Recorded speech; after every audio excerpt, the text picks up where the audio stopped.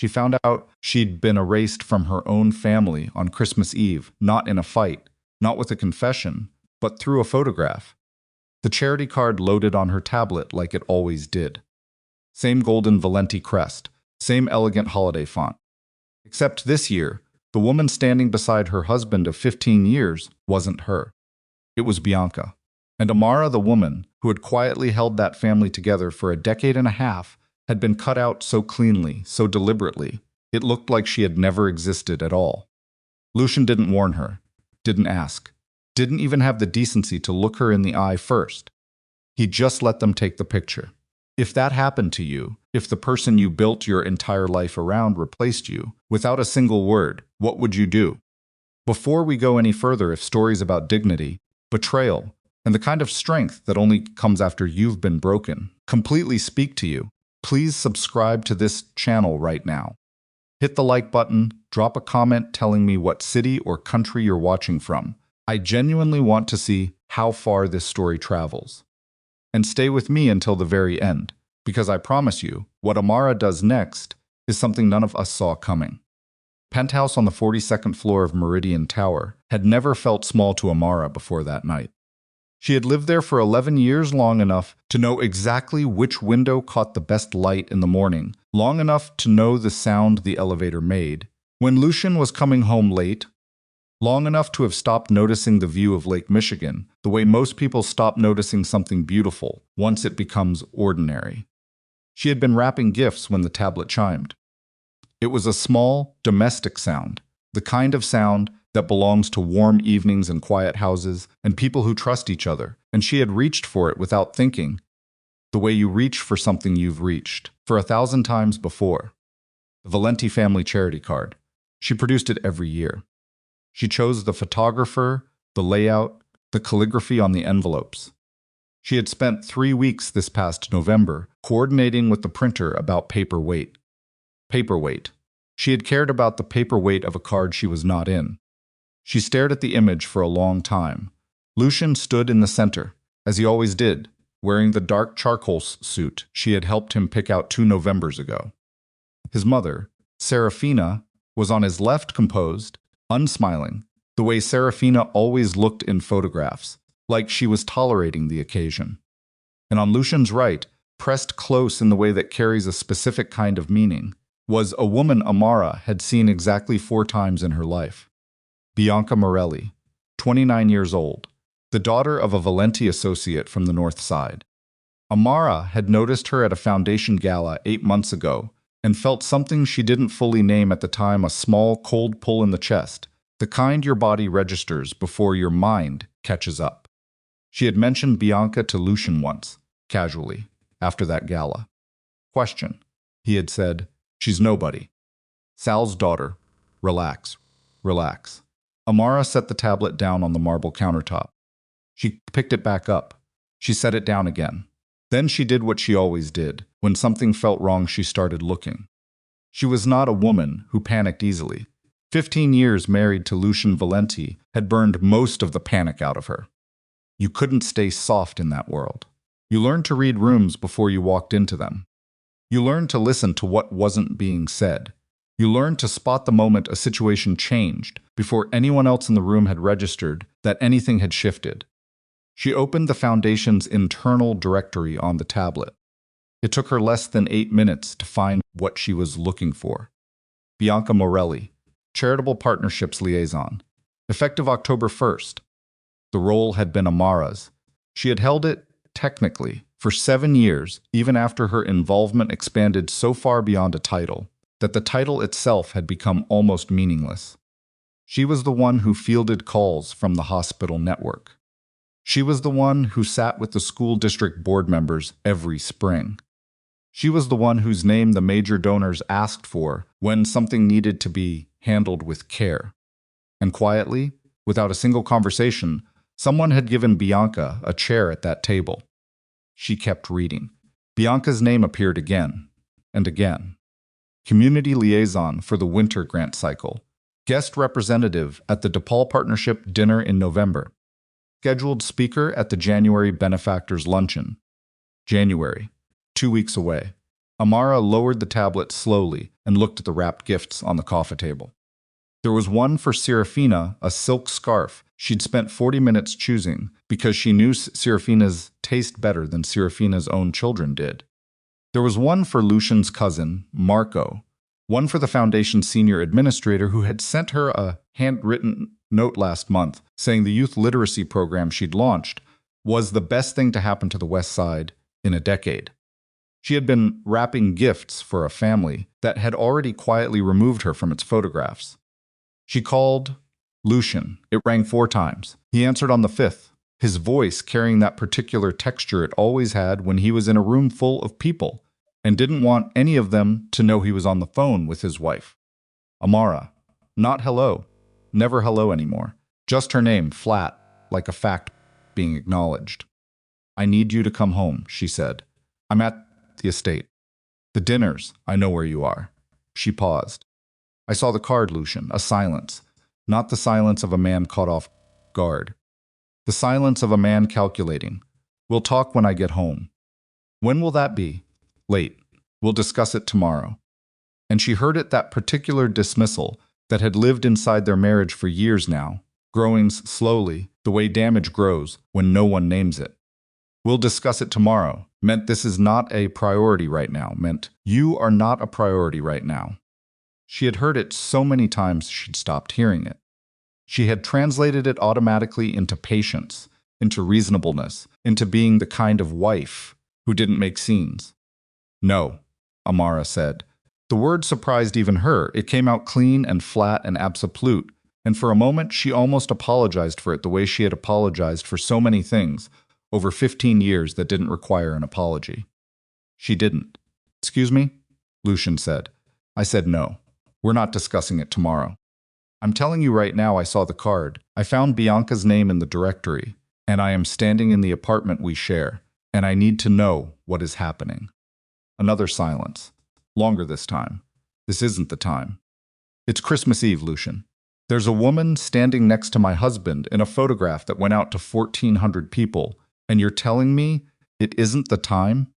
She heard him exhale, controlled, deliberate, the way he exhaled when a subordinate was trying his patience. And that was the moment something shifted in Amara's chest. Not broke. Shifted. Like a door that had been stuck for years, finally moving on its hinge, not swinging open, not slamming shut, just moving for the first time in a long time. She had heard that exhale directed at made men who had failed him, at attorneys who brought him bad news, at his own cousins when they stepped out of line. She had never expected to recognize it as the sound he made when she inconvenienced him. I'll be home when I'm home, he said. Go to sleep. The line went quiet. Amara stood in the kitchen for a while. She wasn't sure how long, and then she did something she hadn't done in years. She poured herself a glass of wine, sat down at the counter, and let herself actually feel it.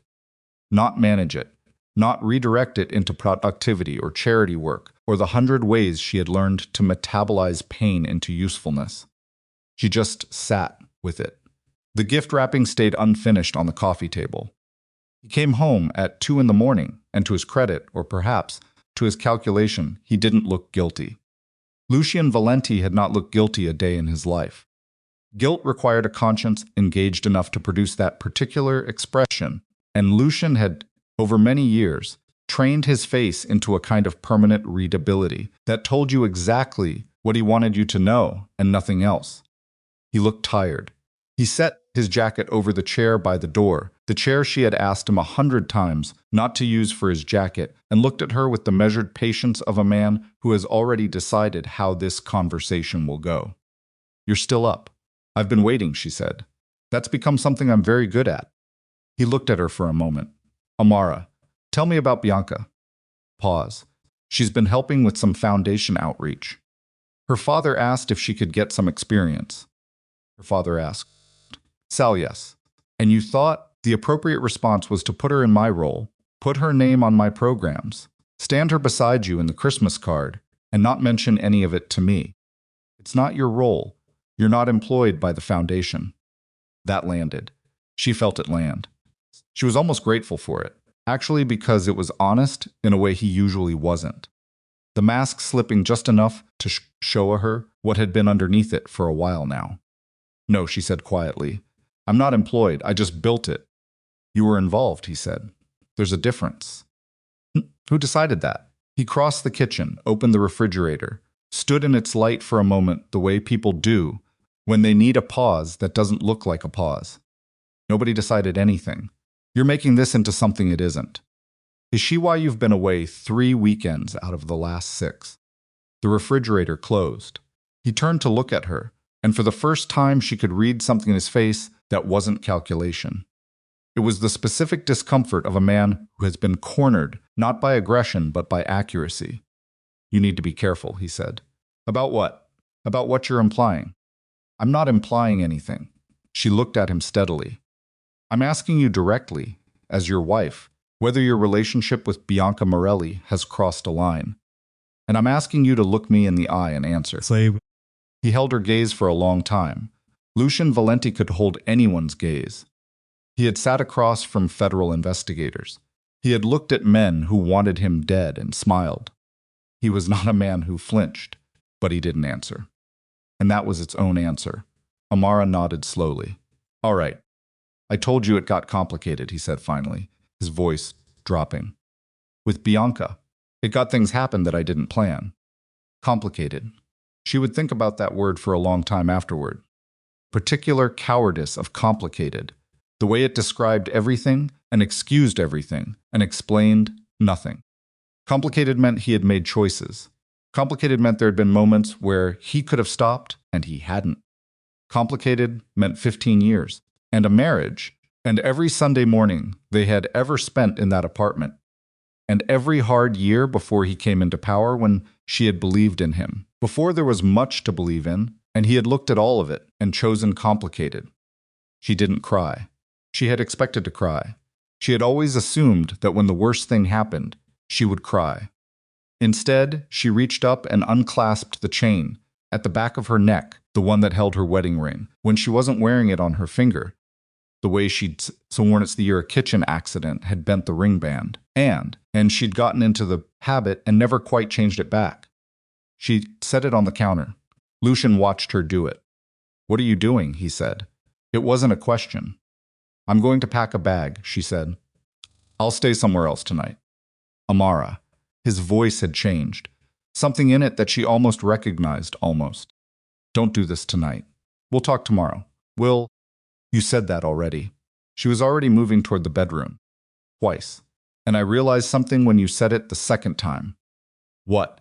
She stopped in the doorway and looked back at him, this man she had loved for 15 years. This man she had followed into a life that required her to be quietly extraordinary, so that he could be visibly powerful. And she felt something settle inside her that had been unsettled for a very long time. That tomorrow is what you say when you know tonight isn't going to go your way. She packed 1 bag, not 2, not the large one she brought on trips. 1, the small one she used for overnight, stays at her sister's place in Evanston. She took her toiletries, a change of clothes, her laptop, the folder of documents she kept in the nightstand's lower drawer that contained her own financial records, the ones she'd maintained in her name since the 2nd year of their marriage, because her mother had once told her that a woman who has nothing in her own name has nothing. She took her mother's earrings from the jewelry box. She left the Valenti pieces. She left her house key on the marble console in the foyer. She didn't slam the door. Lucian stood in the kitchen the whole time she moved through the apartment. She could feel him there, the way you feel something heavy in a room, some dense gravity of presence. He was waiting for her to change her mind. She understood that. Lucian had built an entire empire on the understanding that if you hold still and hold your position, other people flinch first. She didn't flinch. The elevator doors opened. She stepped in. She watched the foyer of the apartment she had lived in for 11 years shrink and then disappear as the doors closed. The hotel was 4 miles away, downtown, the kind of place that was quiet and clean and asked no questions. She checked in under her maiden name. She hadn't said that name at a hotel desk in 15 years? "Bennett," the clerk said pleasantly. "Room 1406. Checkout is noon." She rode the elevator, up alone. She sat on the edge of the hotel bed, with her coat still on and her bag still zipped on the floor beside her feet, and she looked at the opposite wall for a long time. She wasn't sure she had been this alone in 15 years. She pulled out her phone. She almost called her sister Maya. She almost called her college friend, Diane, who had never liked Lucian, and had said so exactly once and then never said it again because Amara had asked her not to. She almost called her attorney the one she kept, because she had always known, in some quiet place she rarely visited, that she might need one. Instead, she sat with the silence and let herself understand what had just happened. She had left. She had actually left.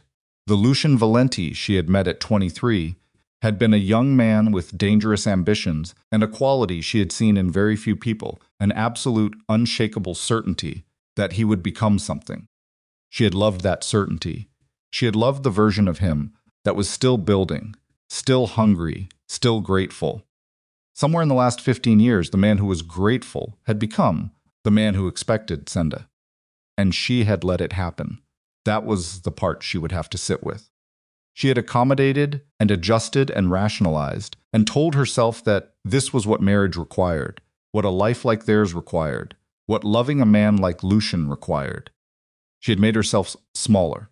She had done it so gradually she hadn't noticed until she appeared in a Christmas card with her face cut out. Amara finally took her coat off.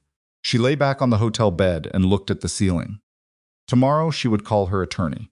Tonight she let herself feel the specific, terrible, necessary weight of being a woman who had finally stopped waiting for tomorrow. She didn't sleep.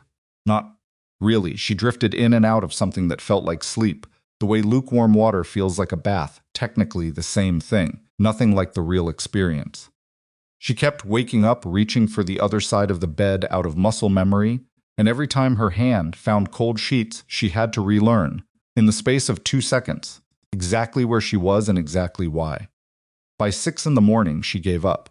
She sat up, ordered coffee from room service, and opened her laptop on the small desk by the window, while Chicago was still gray and quiet outside, the lake invisible in the December haze.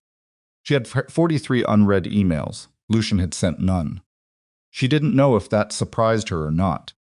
She sat with her coffee and tried to decide, and concluded that it didn't, which told her something she hadn't quite articulated yet, something about how well she had already known this would go before it went this way. He would wait. That was what Lucian did. He had the patience of a man who had never once in his adult life been in a position where waiting cost him more than it cost the other person. He would wait because he was certain she would come back, and he was certain she would come back because in 15 years she always had. She opened a new email and typed 3 words into the subject line: consultation request urgent. She sent it to Martin Okafor. Martin was not a criminal defense attorney. He was exactly the opposite a family law specialist with a reputation so particular that his client list read like a roster of powerful women who had needed to disentangle themselves from powerful men without getting destroyed in the process. Amara had met him at a foundation event 4 years ago. They had talked for 20 minutes about the youth housing initiative she was building. He had given her his card. She had kept it in the folder in her nightstand, for reasons she had told herself were purely professional. She sent the email, and then closed the laptop, and got in the shower, and stood under water, as hot as she could stand it, for a long time, not thinking about anything in particular, just letting the heat do what heat does when your body has been carrying something heavy. Martin's assistant called before 9. He could see her at 11. She wore the gray dress she'd packed, simple, structured, the kind of thing she wore when she needed to feel competent before she actually was. She took a cab to his office on Michigan Avenue and sat in the clean, quiet waiting room, looked at her hands in her lap, and thought about how strange it was to be 53 years old and sitting in a divorce attorney's waiting room on Christmas morning. Christmas morning, she had forgotten. Martin Okafor was a tall man in his early 60s with careful eyes, and the particular stillness of someone who had heard everything and learned not to react to any of it before he had all the information. He shook her hand, offered her water, sat across from her with a legal pad and a pen, and said simply, "Tell me where you are." She told him. Efficiently, without unnecessary detail, the way she had learned to communicate inside a world where unnecessary detail could be its own kind of liability. She told him about the card, about Bianca's name in the Foundation directory, about the conversation with Lucian the previous night, about the word complicated. Martin wrote very little. He mostly listened. When she finished, he said, "You mentioned a Bennett Community Initiative agreement. Can you tell me more about that?" She could. The Bennett Community Initiative had predated her marriage to Lucian by 2 years. She had started it at 36, after spending a decade working in nonprofit administration and watching well-funded organizations consistently fail the neighborhoods they claimed to serve. She had pulled together a coalition of West Side community organizations, secured a founding grant from a private family foundation, and built something that actually worked: job training, early childhood literacy, housing navigation for families in crisis. When she and Lucian married, and when his legitimate business interests began expanding, there had been conversations, careful, well-intentioned conversations, about merging some of the Bennett Initiative's programs with the Valenti Foundation's charitable arm. The combined resources would let them do more. That was what they'd both believed. She had agreed to the merger of several specific programs, but she had insisted on an agreement drafted by her own attorney at the time, signed by Lucian personally, that stipulated the programs could not change leadership, rebranding, or core mission without her written approval. Lucian had signed it because he had been in love with her, or at least in the version of love that he'd been capable of at that point in their lives, and because the agreement had seemed like a formality. A piece of paper honoring his wife's work. He had probably barely read it. "Do you have a copy of that agreement?" Martin asked. "I have it here," Amara said, and opened her laptop. Martin read it carefully. She watched his face, which told her nothing except that he was paying close attention, and that paying close attention had led him somewhere interesting. He set the laptop down and looked at her. "Mrs. Valenti." "Bennett," she said. "Please, Ms. Bennett." A small nod. "Did you know that the winter grant cycle Bianca Morelli participated in included 3 of the programs covered under this agreement?" Amara looked at him. "I suspected," she said. "That's why I checked the directory." "And you were not consulted?" "No." Martin set his pen down, which she had already noticed he only did when he was about to say something he wanted her to hear without distraction. "Then the Valenti Foundation is currently in breach of a signed agreement, which means, among other things, that there are grounds to challenge the legitimacy of any decisions made under those programs since October." She let that settle. "How serious is that?" she asked. "Depends on the donors," he said. "The agreement itself isn't worth much in criminal court, obviously. But in the legitimate sector, the hospitals, the university partners, the family foundations, funding those programs a breach of written leadership protocol is extremely serious. These organizations conduct due diligence. They have their own boards. If they learn that the program leadership changed hands without following the agreed process, they'll freeze funding," Amara said quietly. "At minimum," Martin said. "Some may pull out entirely." She sat back. She had not come to Martin Okafor to wield the agreement as a weapon. That had not been her intention. But sitting in his quiet office on Christmas morning, she realized that the document she had kept for 11 years in her nightstand, the one she'd told herself was purely precautionary, was the first concrete evidence that Lucian's assumption had been wrong. He had assumed her loyalty was free. He had assumed that what she built belonged to his world, simply because she belonged to his world. He had signed a piece of paper that said otherwise. She gave Martin authorization to begin the preliminary work. She didn't rush him. She didn't ask for anything dramatic. She told him she wanted to separate herself cleanly, protect the programs she had personally built, and handle the process with as little public visibility as possible. "That may be complicated," Martin said carefully, "given who your husband is." "I know," she said, "but I've spent 15 years handling complicated." She left his office a little past 1 in the afternoon and stood on Michigan Avenue with the cold coming off the lake hard enough to sting, and she breathed it in the cold and the wind and the particular smell of the city in winter, and she felt, for the first time in, she couldn't say how long, like she was standing on solid ground. Not because anything was resolved, Because she was standing on her own 2 feet, and she knew exactly where they were. Her phone rang. Serafina Valenti. Amara looked at the name on the screen for a long moment. Then she answered, Serafina. Amara. The older woman's voice was precisely calibrated, warm enough to seem concerned, controlled enough to communicate authority. I heard you left the penthouse last night. Lucian is worried? Amara said. A pause. He mentioned you were upset. Did he mention why? Another pause. This one slightly longer. This one doing different work. You're a practical woman, Serafina said. You always have been. That's what I respect about you. I appreciate that. Men like Lucian, men in his position, they make mistakes. These things happen. It doesn't have to mean, Serafina. Amara kept her voice level. Did you know about Bianca before the photograph? Silence. How long? Amara asked. Amara. How long did you know? The silence that followed was its own answer, and it was a longer silence than the first two, and it told Amara everything she needed to know about who had placed Bianca beside Lucian in that photograph and why. You placed her there, Amara said. I made a practical decision.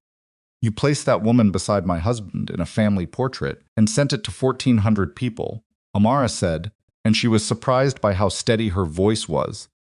Because what she felt in that moment was not steady at all. It was hot and sharp and very, very old. The kind of feeling that has been waiting in a quiet room for years. While I was wrapping Christmas gifts in the apartment. While I was writing cards for your family. Amara, the family has needs. I'm sure it does. She stopped walking. She was standing in front of a restaurant that was closed for the holiday, her reflection faint in the dark window, her breath coming in small white clouds. I want you to understand something, Serafina, and I want you to make sure Lucian understands it too. I'm not angry. I'm not going to make a scene. I'm not going to do anything dramatic. Good, Serafina started. That's very. I'm going to do something much worse, Amara said. I'm going to do exactly what I have the legal right to do. She hung up. Her hands were shaking slightly. She put them in her coat pockets and kept walking. Lucian called at 3. She let it go to voicemail. Called again at 3:40. She let that go too. She was back at the hotel by then, sitting at the desk with the folder of documents spread out in front of her. Working through the list of foundation contacts she had maintained in a personal spreadsheet that lived in her own cloud storage and had never been synced to any Valenti system. He called a third time at 4:15. This time she answered. You spoke to my mother, he said. No greeting. She called me, Amara said. She's upset. She should be. Amara. His voice had that texture again, controlled, but with something underneath it now that she hadn't heard before. Something closer to actual concern. Not for her, she thought. For the situation. For the variables that were becoming less manageable. Come home. We can figure this out. There's nothing to figure out at home, Lucian. You're not thinking clearly. I contacted Martin Okafor this morning. A silence. It was a different kind of silence than the ones from the night before. Those silences had been calculating, tactical. This one had a quality of actual stillness, the way a room goes still when something breaks. You went to an attorney, he said. I did, on Christmas. His office was open. She paused. He found it very interesting that Bianca Morelli participated in the winter grant cycle for 3 programs covered under the Bennett Agreement. She heard him breathe. That agreement is. He started. Signed by Hugh, she said. 11 years ago. I have the original. Another silence. Longer, you're using that against me. I'm exercising my legal rights under a document you signed, she said. That's not using it against you. That's just what it is. Amara, his voice dropped. Not soft or lower. The register he used when he was no longer in the room with people, and he didn't have to perform patience anymore. I need you to think about what you're doing. I have been, she said. Since 6 this morning. The Foundation is currently in breach of the agreement. Martin's office will be contacting the Foundation's legal counsel after the holiday. I wanted you to know in advance. As a courtesy. She heard him exhale. Is that what we are now? He said. Courtesies? She thought about the photograph. She thought about the word complicated. She thought about the long night she'd spent in this hotel room, reaching for a side of the bed that didn't exist here. In this life she was apparently now living. We're people handling a legal matter, she said. That's what we are right now. She ended the call. She sat at the desk for a long time after that without moving. Her phone lit up 3 more times in the next hour. Not Lucian. Marco, his cousin, a message that said, "Simply call me. We need to talk." Then the Foundation's senior administrator, Daniel Reeves, who had sent a text that read, "Amara, I've been asked to reach out. Please let me know if you're available." Then a number she didn't recognize, which she didn't answer. She texted Daniel back, "I'm available next week. Please route all Foundation matters through Martin Okafor's office in the meantime." She didn't respond to Marco. The next morning, December 26th, the city quieter than it would be for months. That particular post-holiday hush, she went back to the penthouse. Lucian wasn't there. She hadn't expected him to be. He was a man who managed his discomfort through activity, through presence, in rooms where he held power, through being surrounded by people who needed things from him. The empty apartment would have been unbearable for him within an hour of her leaving. She packed properly this time. She took 4 hours. She was methodical, and she was not sentimental, or she tried not to be, though she did sit on the edge of the bed for a few minutes, holding a photograph she found in the nightstand, the two of them at a benefit dinner, maybe 8 years ago. She looked happy in it. She looked like herself. She wondered at what specific point she had stopped looking like herself in photographs, and whether she had noticed when it happened, or whether she had simply stopped looking. She put the photograph in the box. She took her books, her personal files, her mother's jewelry, several items she had brought into the marriage that had never become joint property in any meaningful sense. She left the things that were Lucian's or the apartment's, or simply too big to matter right now. She arranged for the boxes to be taken to her storage unit in Wicker Park. She was loading the last of them into the elevator when she heard the apartment door open. She turned. Lucian stood in the doorway. He looked, she would think about this later, which was like a man who had not slept, which was remarkable because Lucian Valenti was a man who had trained himself to sleep under almost any circumstance. The way soldiers and surgeons train themselves as a matter of professional survival.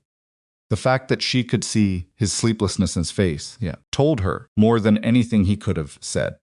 He looked at the boxes in the elevator. "You're actually leaving," he said. "I left 2 nights ago," she said. "I'm collecting my things." He stepped into the apartment fully, and she noticed that he didn't come toward her. He went to the kitchen, which had always been his unconscious retreat when he didn't know how to position himself in a conversation. She'd noticed that years ago and filed it away, the way she'd filed away many things about him. All the small vulnerabilities behind the larger performance. "I talked to the Foundation's attorney this morning," he said, his back to her, standing at the counter. "Okay," she said. "He confirmed what your guy said." "About the agreement." He turned around. "I didn't remember it. I want you to know that I didn't remember the specific language about leadership approval." "I know," she said. "That's why it's in writing." Something moved across his face. Not anger. Something older and less comfortable than anger. "You kept it," he said. "All this time." "I kept everything in my name," she said. "My mother told me to." He looked at her. "Was there ever a time you trusted me completely?" It was a real question. She could hear it, the genuine wound underneath it, the thing Lucian almost never let show. She thought about lying, or softening it, or giving him the grace of a partial answer. "Yes," she said, "for years. And then I watched you stop trusting me enough to talk to me, and I started taking precautions." That's just Lucian. That's just what you do when someone starts treating you like your peripheral. He was quiet for a moment. "I never thought of you as peripheral." "I know," she said. "That's what made it so hard to see when it was happening." She pushed the button for the elevator. "The major donors are going to hear about the breach," she said. "Martin will reach out to them professionally. I'm not trying to burn anything down. I'm protecting the programs I built. That's all. And if those programs go independent again, then they go independent," she said. "That was always where they belonged." "Amara." He crossed the kitchen. He was close now, close enough that she could see exactly how tired he was, close enough to smell the particular scent that she had spent 15 years associating with safety before she'd had to relearn what that word meant. "I made a mistake," I made more than one. I know that. But I need you to understand that this family, Lucian. She stopped him, gently but completely. I know you believe what you're about to say. I know you mean it right now. But I have been here for 15 years waiting for you to understand what you were doing, and you only understood it when it became a legal and financial problem. And I can't be the woman who waited long enough for the consequences to teach you what I couldn't. The elevator arrived. She stepped in. He stood in the apartment doorway and watched her, and she watched him back. And for a moment, they were just two people who had loved each other in the particular complicated way.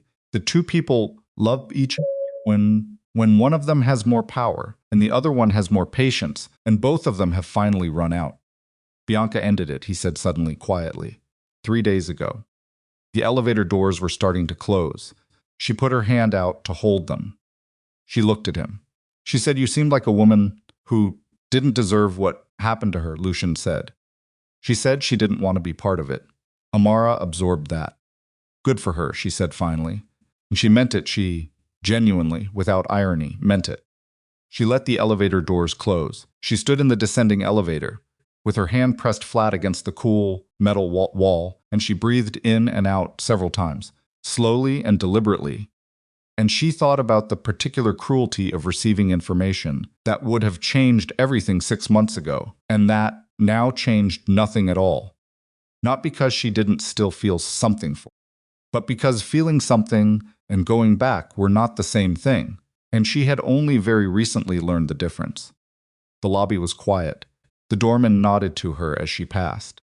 She walked out onto the street and into the cold, and she didn't look back at the building. 2 days after New Year's, Martin Okafor's office sent formal notice to the Valenti Foundation's legal counsel. 3 major donors put their commitments on hold within 48 hours of receiving inquiries about the leadership transition.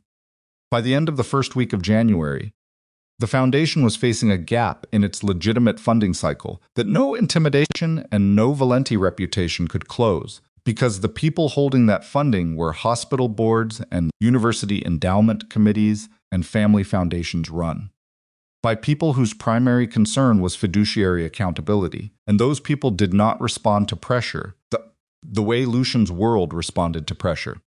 They responded to paperwork, and Amara had the paperwork. Daniel Reeves called her on a Thursday morning, his voice carrying the specific strain of a man caught between institutional loyalty and personal conscience. He had worked with her for 6 years. He had seen what she built. "Amara," he said, "I want you to know I didn't know about the agreement. Nobody told me about the leadership change, being potentially out of compliance. I would have flagged it." "I know, Daniel," she said. "This isn't about you. The board there's a lot of pressure right now. From Lucian's side and from the donors who've put things on hold." He paused. "Some of them are asking if there's a path where you stay involved with the Bennett programs, as a condition of releasing the hold." She let that sit for a moment. "Tell them I'm available to discuss the independence of those programs," she said. "Not my involvement with the Valenti Foundation. The Bennett Community Initiative was never supposed to be absorbed in the first place. Maybe this is how it finds its way back to what it was supposed to be." Daniel was quiet for a moment. "He's not going to like that," he said. "No," Amara agreed. "He's not." She hung up, opened her calendar, and scheduled a call for the following week with the 3 founding board members of the original Bennett Initiative women and men she had recruited personally, people who had believed in the work before it had a Valenti name attached to it. It was the first week of January, and she was sitting in a furnished apartment in Lincoln Park that her friend Diane had helped her secure, with 2 boxes she hadn't unpacked yet, sitting in the corner, and a coffee maker. That wasn't as good as the one in the penthouse, and a view of a parking garage instead of Lake Michigan. And she realized with something between surprise and recognition, not unhappy. She was not unhappy. She was frightened, yes. She was tired in a way that went deeper than sleep could fix. She was carrying 11 years of decisions she would need to eventually reckon with. She was a 53-year-old woman beginning something that felt terrifyingly like a new life in a city that still associated her name primarily with a man she was in the process of divorcing. But underneath all of that, underneath the fear and the fatigue and the sheer logistical complexity of dismantling a 15-year marriage from the inside, there was something solid. Something that had been missing for long enough that she had stopped noticing its absence. She recognized it the way you recognize a sound you haven't heard in years. It was the sound of her own judgment, unfiltered, undiluted. Not passing first through the question of how Lucian would receive it, or what the family would think, or whether this was the kind of thing the wife of a Valenti was supposed to do. Just her, just what she knew, just what she had always known, before she'd learned to quiet it. She opened her laptop and began drafting the agenda for the Bennett Community Initiative board call. It was the first document she had written in 11 years that had only her name at the top. She typed carefully. She took her time. Outside, Chicago moved through a gray January morning the way it always had and always would, indifferent and magnificent, and Amara Bennett sat in her borrowed apartment in Lincoln Park and built something the way she had always built things from the ground up, with her own hands, without asking anyone's permission. 3 floors below, her phone buzzed on the counter.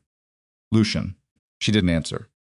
She kept typing, and the document grew, and the city outside her window began to brighten as the clouds shifted, and a pale winter light came through the glass and fell across her hands on the keyboard, and she didn't look up because she was working.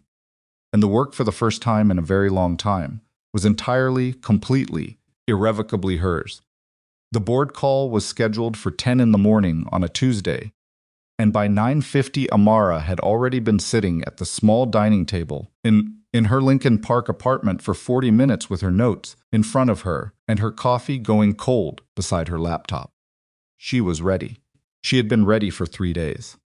The 3 founding members of the original Bennett Community Initiative were people she had chosen carefully years ago for exactly the qualities she needed right now: backbone, institutional memory, and the particular kind of loyalty that came not from obligation, but from having watched someone do real work in real conditions over a long period of time.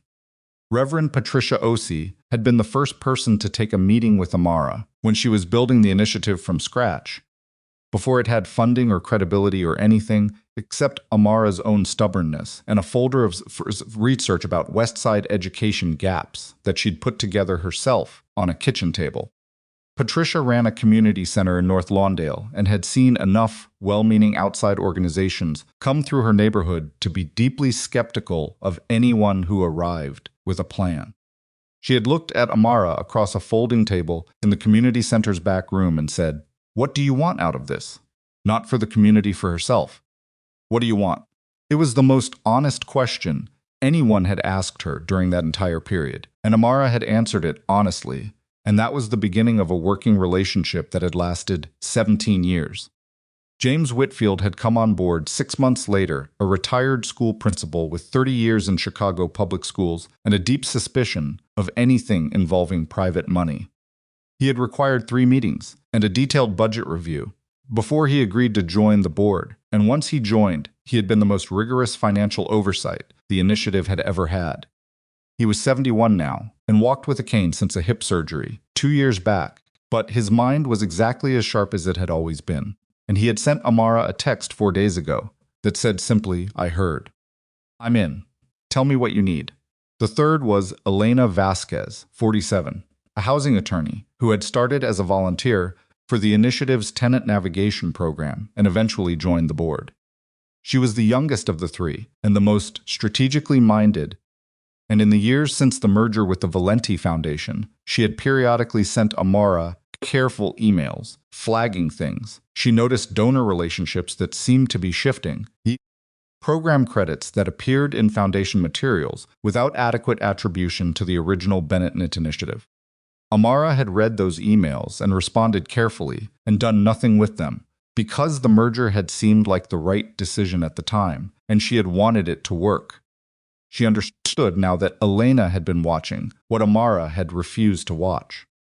The call started at 10:02, and there was a moment after they had all said hello, a brief, Particular silence, where Amara felt the full weight of what it meant that these three people had cleared their schedules on a Tuesday morning in January to take this call without being asked twice. "Okay," she said. "I want to start by telling you all what's happening from my end, and then I want to hear from you. And I want us to be honest with each other in a way that maybe we haven't always been." Patricia said, "We're listening." She told them everything. Card, Bianca, the agreement, Martin Okafor, the donor holds. She didn't editorialize, and she didn't perform distress, and she didn't ask for sympathy. She laid it out the way she had always laid things out, in working meetings, factually, sequentially, with the relevant documents already shared to the call's collaborative folder. When she finished, James said, "How long has Bianca Morelli been interfacing with foundation partners?" "Since October, based on what I found in the directory." 3 months, James said. "In 3 months, has any donor made a grant decision that she was involved in facilitating?" Amara paused. "I don't have full visibility into that yet," he said. "You need it," he said, "because if a grant was made through a process she was part of, and that process was out of compliance with your agreement, then we're not just talking about frozen funding. We're talking about potential clawback situations." Elena said, "I've been looking at the 3 programs named in the agreement. The Youth Literacy Program made a year-end grant request to the Alderman Family Foundation in November. It was submitted under the Valenti Foundation letterhead, with Bianca listed as the program liaison." Silence on the call. "The Alderman Foundation," Amara said carefully. "Yes. The Alderman Family Foundation was one of the 3 largest private funders of the literacy program. It was also, critically, a foundation whose leadership prided itself on its governance standards. They required extensive documentation before any grant, and they conducted due diligence reviews of any program leadership changes above a certain level." "Did they approve the grant?" Amara asked. "Not yet," Elena said. "The decision was expected this month." Amara let out a slow breath.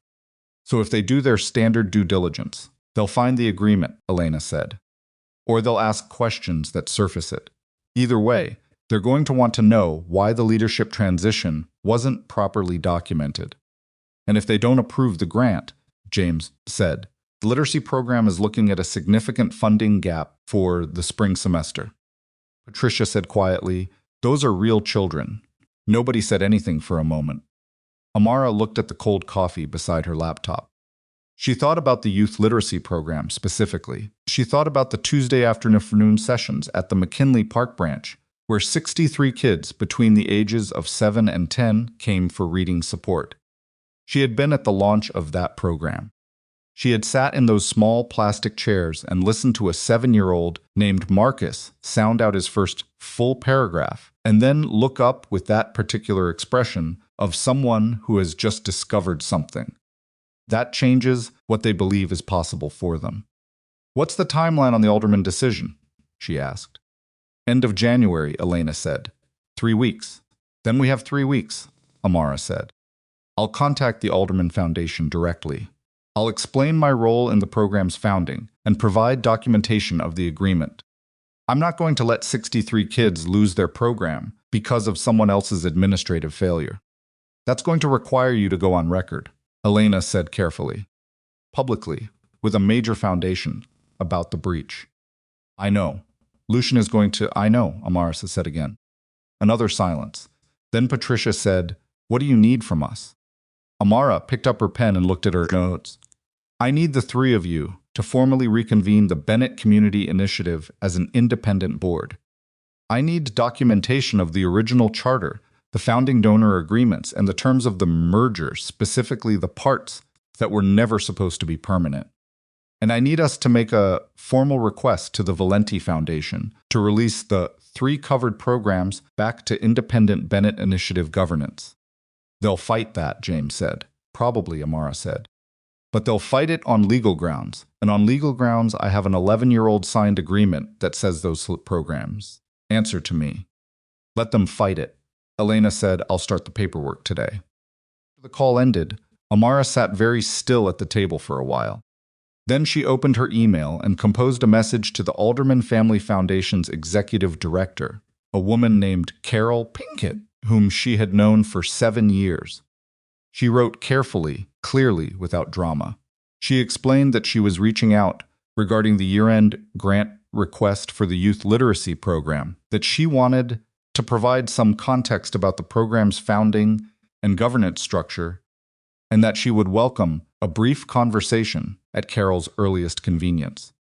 She sent it before she could second-guess herself. Then she made a fresh cup of coffee and sat back down and tried to do something she had not done well in weeks, think about what came next.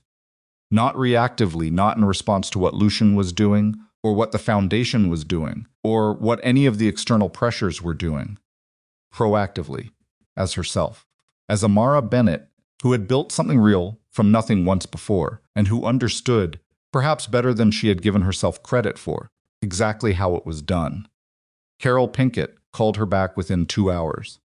The conversation was careful and professional, and underneath it was something tense. The specific tension of a woman who has discovered that a situation she thought was simple has dimensions she wasn't told about.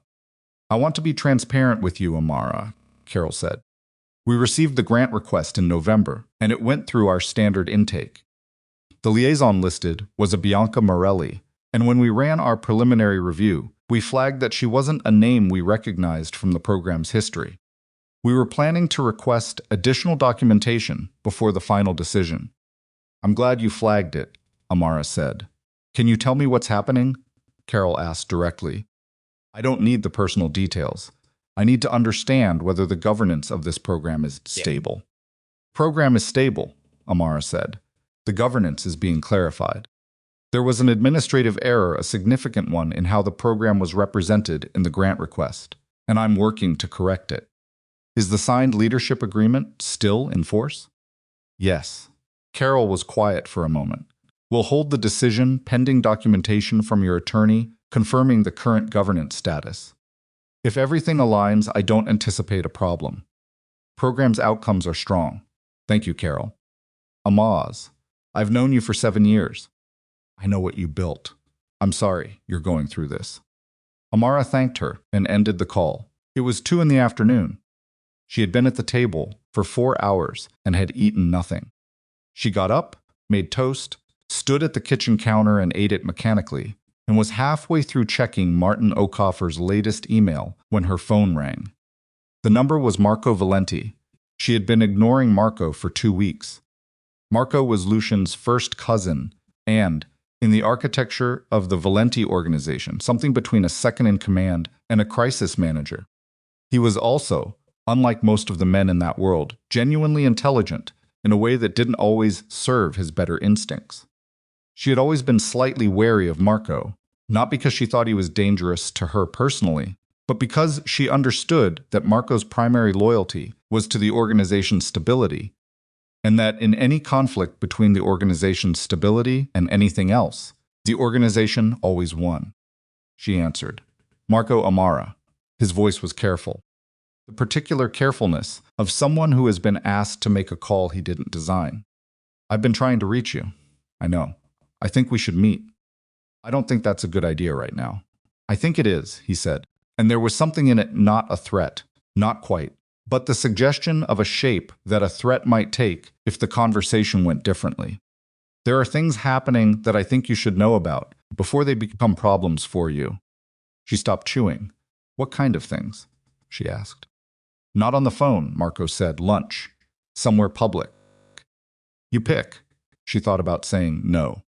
She thought about it for about 4 seconds, and then she thought about what Elena had said. On the call, they'll fight it on legal grounds. And she thought about the 3 programs, and the 63 kids, and the woman she was trying to become, who did not hide in apartments and wait for things to happen to her. "Tomorrow," she said, 1 o'clock.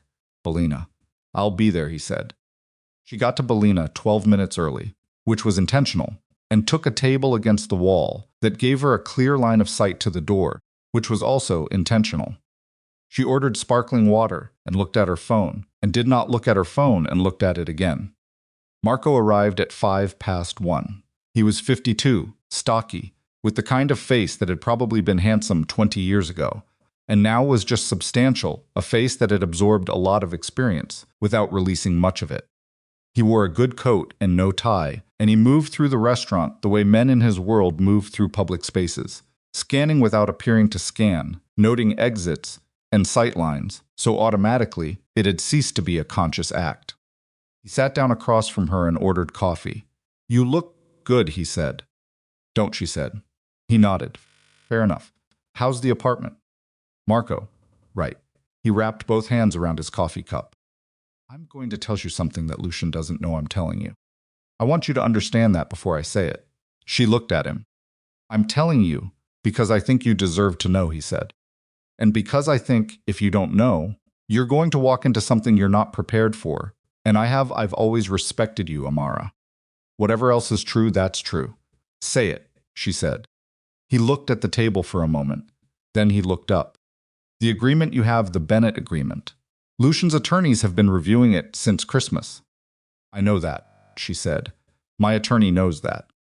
"What you don't know," Marco said, "is what they found." Something cold moved through her chest. "There's a clause," Marco said.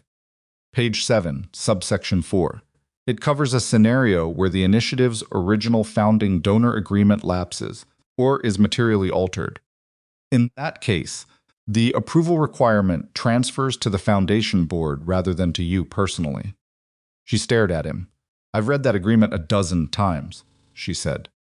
"Read it again," Marco said. Page 7, subsection 4. Her hands were completely still on the table. Everything else in her, everything underneath the surface, was not still at all. "The Harrington grant," she said, slowly. "The Harrington Family Foundation had been one of the initiative's 3 founding donors. 2 years ago, the Harrington Foundation had undergone a significant internal restructuring following the death of its founder, and their charitable giving priorities had shifted. They had not renewed their annual commitment to the Bennett Initiative. She had known this. She had absorbed it as a normal part of institutional life and moved on. The Harrington restructuring technically constituted a material alteration of the founding donor agreement," Marco said. "The language in subsection 4 is their attorneys say it's unambiguous." "It can't be," she said, "Amara. That clause was a contingency protection. It was drafted to prevent a scenario where the initiative lost founding support and ended up rudderless. It wasn't supposed to." She stopped. She heard herself. She heard the sound of a person discovering that the floor they thought was solid was load-bearing, something they didn't know about. "I know what it was supposed to do," Marco said. "But what it actually says, and what the attorneys are telling Lucian it says, is that since the Harrington agreement lapsed, your personal approval authority over those 3 programs may have transferred to the foundation board 2 years ago." The restaurant noise continued around them. Someone laughed at a table nearby. A server moved past with a tray. "May have," she said. "Their position is that it did," Marco said, "which means Bianca's involvement wasn't a breach. Which means the donor holds Martin Okafor put in place were based on a misunderstanding of the agreement's current terms." "It wasn't a misunderstanding," she said. "It was my agreement." "I know," Marco said, "but it may not matter what you intended. It may only matter what it says." She looked at him. She looked at him for a long time, and she was thinking very clearly, not emotionally, not reactively, but with the cold precision that she had developed over 15 years, in rooms where people were frequently not saying what they meant and where the cost of misreading a situation could be catastrophic. "Why are you telling me this?" she asked. "I told you." "No," she said. "The real reason." Marco was quiet for a moment. He turned his coffee cup slightly on its saucer. "Because what Lucian's attorneys are planning to do with this information is aggressive," he said. "They're not just going to present it to your attorney quietly and negotiate. They're going to file for a declaratory judgment that the approval authority transferred. They're going to move quickly before you have time to." "Before I can get ahead of it," she said. "Yes." "When?" "They filed yesterday afternoon," Marco said. The silence that followed was absolute on her side of the table. "Yesterday afternoon, while she had been on the phone with Carol Pinkett from the Alderman Foundation, explaining calmly that the governance situation was being clarified while she had been making toast and eating it standing at the kitchen counter. Lucian's attorneys had filed a legal action designed to strip the one concrete protection she had been standing on. He knew I'd contacted the Alderman Foundation, she said. Marco said nothing, which was its own answer. He knew I was about to go on record with a major donor about the breach, she said, and he filed before I could. The Alderman Foundation will receive a letter from the Foundation's legal counsel today, Marco said, explaining that the breach determination was based on a misreading of the agreement, that there is active litigation to clarify the agreement's current terms, that any hold on funding should be lifted pending resolution. She felt cold everywhere. Not the temperature, the apartment was warm, the restaurant was warm, but the specific internal cold of discovering that you have been outmaneuvered in exactly the place you thought you were most protected. She had held that agreement for 11 years. She had kept it in the nightstand like an insurance policy she hoped never to use. And in the moment she had needed it, it had a clause on page 7 that she had either misunderstood or forgotten or simply never fully gamed out. And now Lucian's attorneys were turning that clause into a weapon pointed back at her. Martin doesn't know yet, she said. He will soon, Marco said. Their filing will have served him by end of day. She reached for her water glass. Her hand was steady. She was slightly amazed that her hand was steady. What does Lucian want? She asked. Marco looked at her directly. He wants you to come home. She almost laughed. Not bitterly, genuinely almost laughed, because there was something so specifically Lucian about that answer, the idea that all of this, the filing, the attorneys, the legal maneuvering was in service of the same outcome he'd been pursuing since Christmas Eve. He wasn't trying to destroy her. He was trying to corner her back into the life she'd left, which was, she realized, somehow worse. He's not doing this out of cruelty, Marco said, as if reading her thought. He's doing it because he doesn't know any other way. I know, she said. I know that better than anyone. She paid for her own coffee. She stood up, put her coat on, and looked at Marco, who was watching her with something that wasn't sympathy exactly, but was close enough to it to matter. Tell me something, she said. Honestly, the clause on page 7, do you think it actually means what they say it means? Marco was quiet for a beat. I think it's ambiguous enough that a judge could go either way, he said. Which means it depends on who argues it better. And Lucian has better attorneys. He has more attorneys, Marco said carefully. That's not always the same thing. She left the restaurant and walked 2 blocks in the wrong direction before she realized it. And then she stopped on the sidewalk and stood there for a moment with her hands in her coat pockets and the January wind pushing hard off the lake, and she let herself feel the full scope of what had just happened. The agreement was compromised. The breach argument was compromised. The donor holds that Martin had put in place the only real external pressure she had been able to exert were being actively undermined by a legal filing that reframed the entire situation. She had gone from holding the strongest card in her hand to potentially holding nothing. She pulled out her phone and called Martin. He answered on the second ring, and she could tell from his voice that he had already seen the filing. There was a quality to his tone, controlled, calm, but with the particular carefulness of a professional who is managing his client's experience of bad news. I know, she said before he could begin. Marco Valenti just told me. Pause. When did you speak to Marco? Lunch. He came to me. She kept walking, not in any particular direction, just moving because standing still felt impossible right now. How bad is it? Martin chose his words carefully. The clause they're citing is real. I reviewed the agreement again an hour ago, and I should have caught it. I want to be honest with you about that. The Harrington lapse triggered a provision I didn't weight heavily enough in my initial read. So they might be right, she said. They might be, he said. The argument is not frivolous. A judge could rule that the approval authority transferred when the Harrington agreement lapsed. Could, she said. Could, he confirmed. It's not certain. But we're no longer in a position of clear legal advantage. We're in a position of genuine uncertainty, and Lucian's side has significantly more resources to sustain that uncertainty indefinitely. She stopped walking. She was in front of a dry cleaner that was closed, its metal gate half pulled down, her own reflection distorted in the darkened glass behind it. "So what do I have?" she asked. The question was simple and direct, and she asked it without emotion because she needed an answer, not a comfort. Martin was quiet for a moment.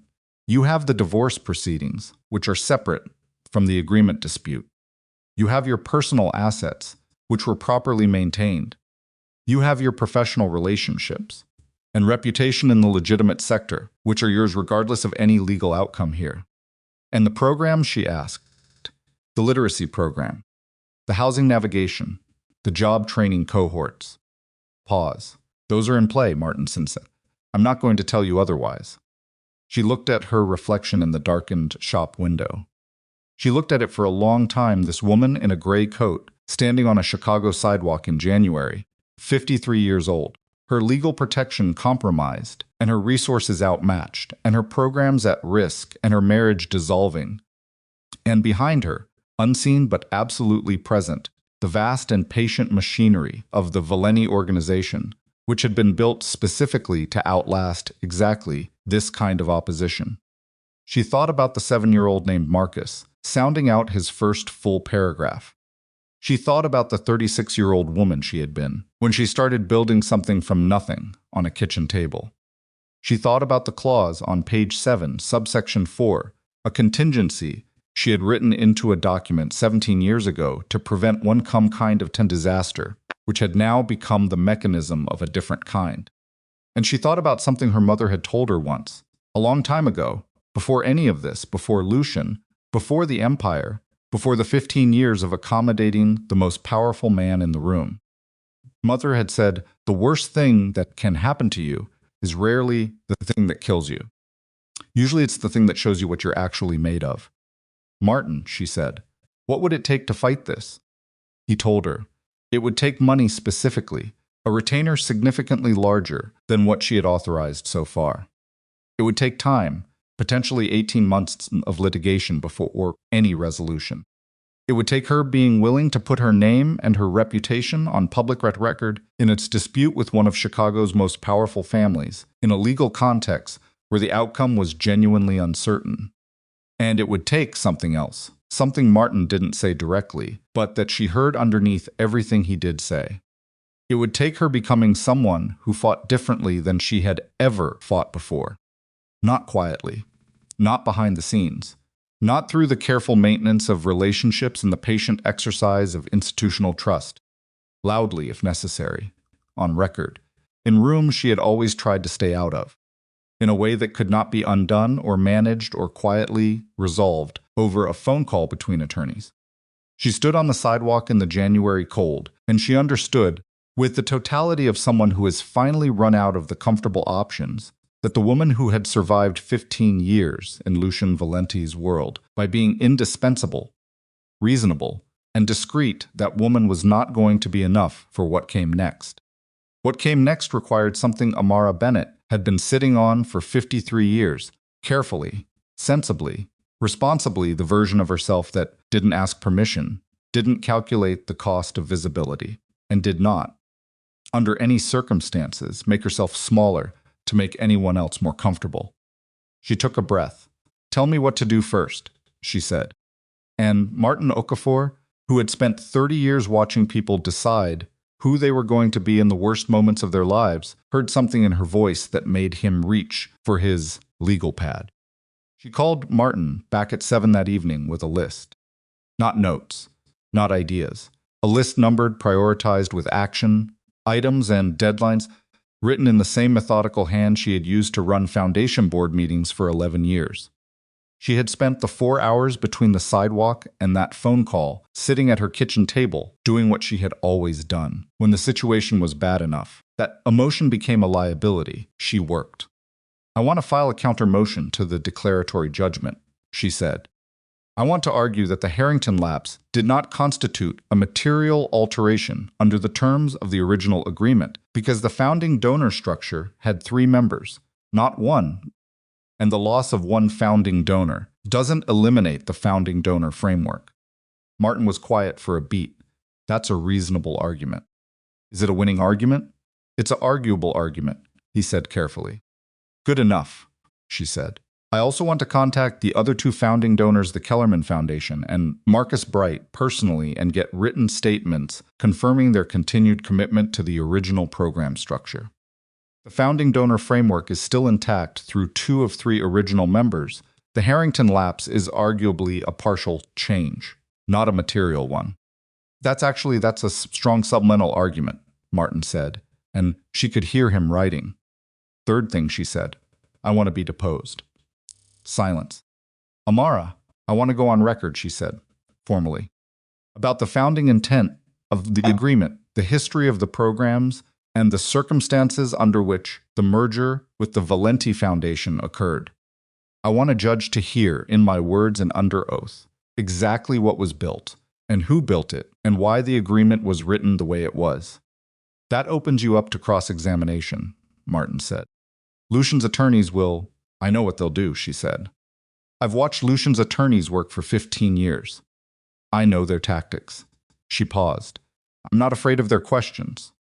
I haven't done anything wrong. Another pause. Then Martin said, all right. All right? She echoed. She hung up and sat in the kitchen for a long moment, in the particular silence of someone who has made a decision they can't take back and is now living in the few seconds before the consequences begin.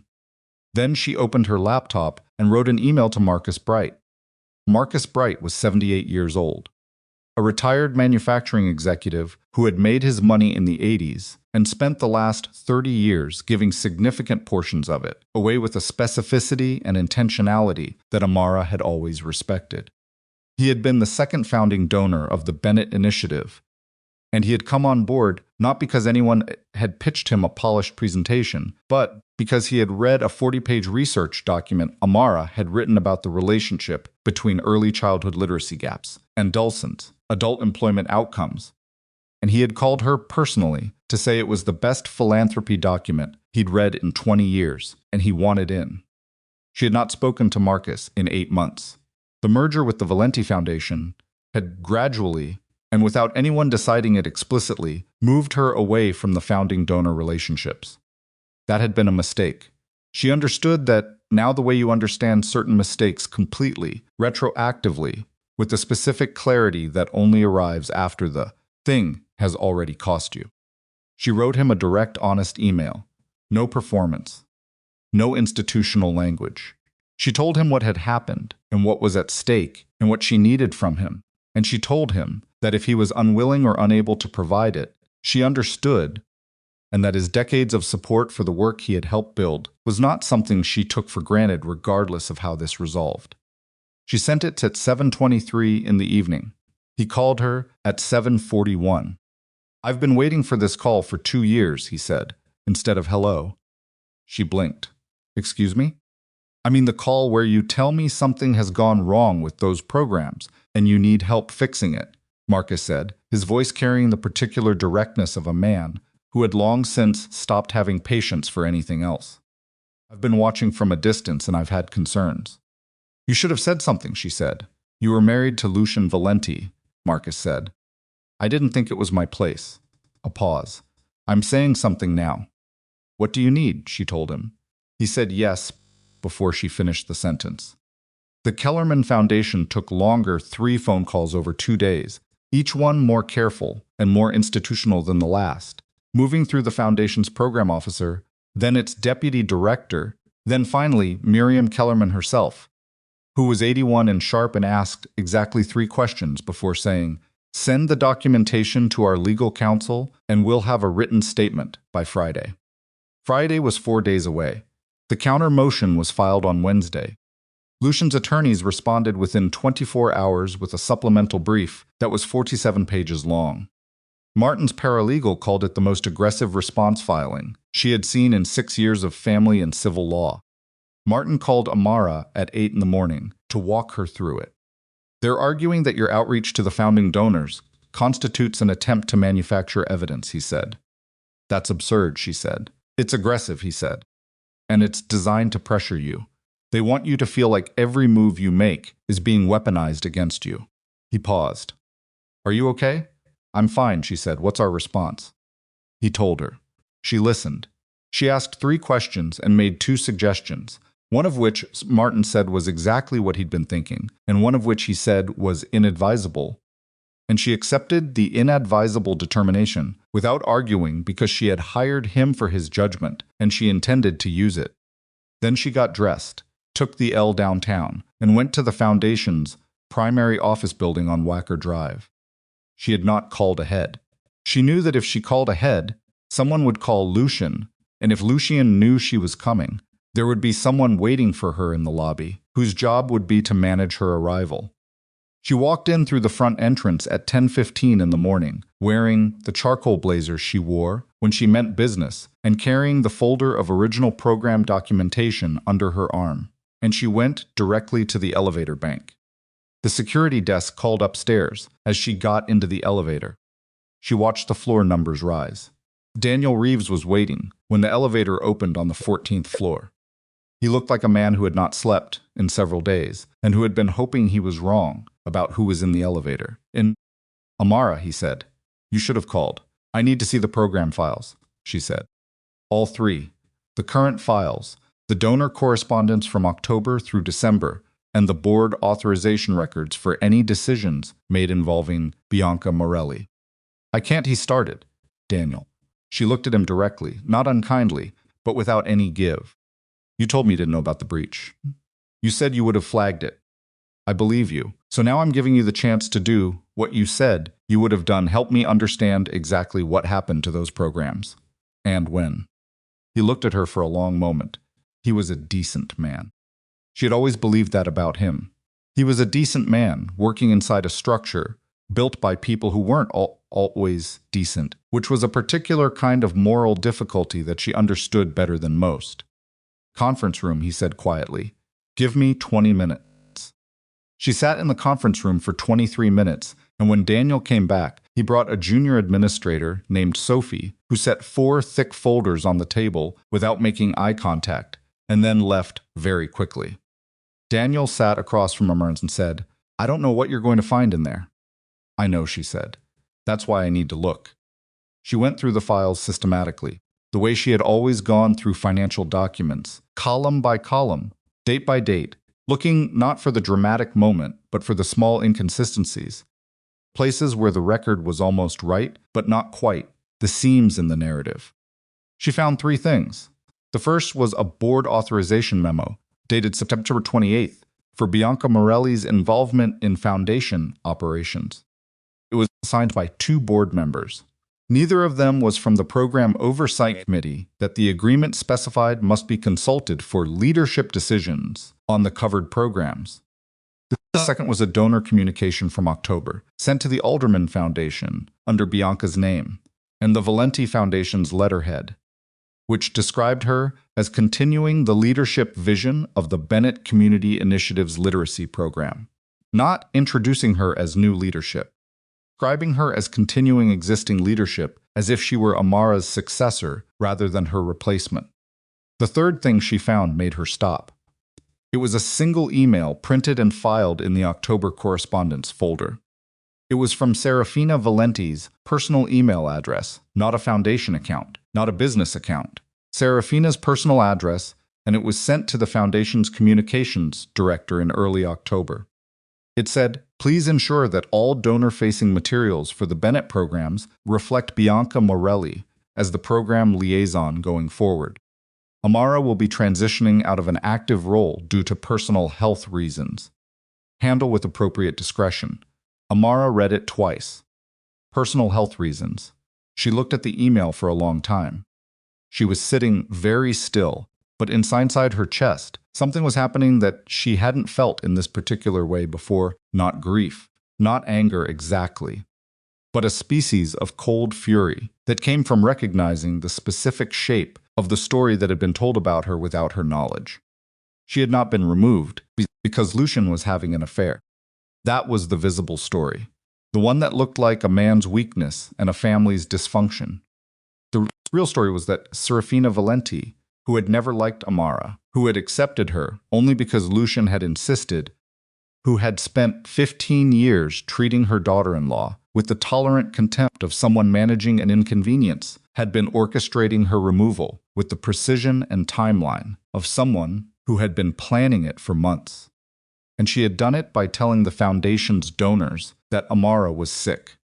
The story being circulated in the legitimate sector quietly, through careful back channels, was that Amara Bennett Valenti had stepped back from her foundation work due to personal health reasons. Not that she'd been replaced, not that there was a dispute, not that anything was wrong, just health reasons. The most polite, the most unanswerable, the most reputation-protecting fiction that could be told because you couldn't argue with someone's health. You couldn't confront it or challenge it without seeming cruel.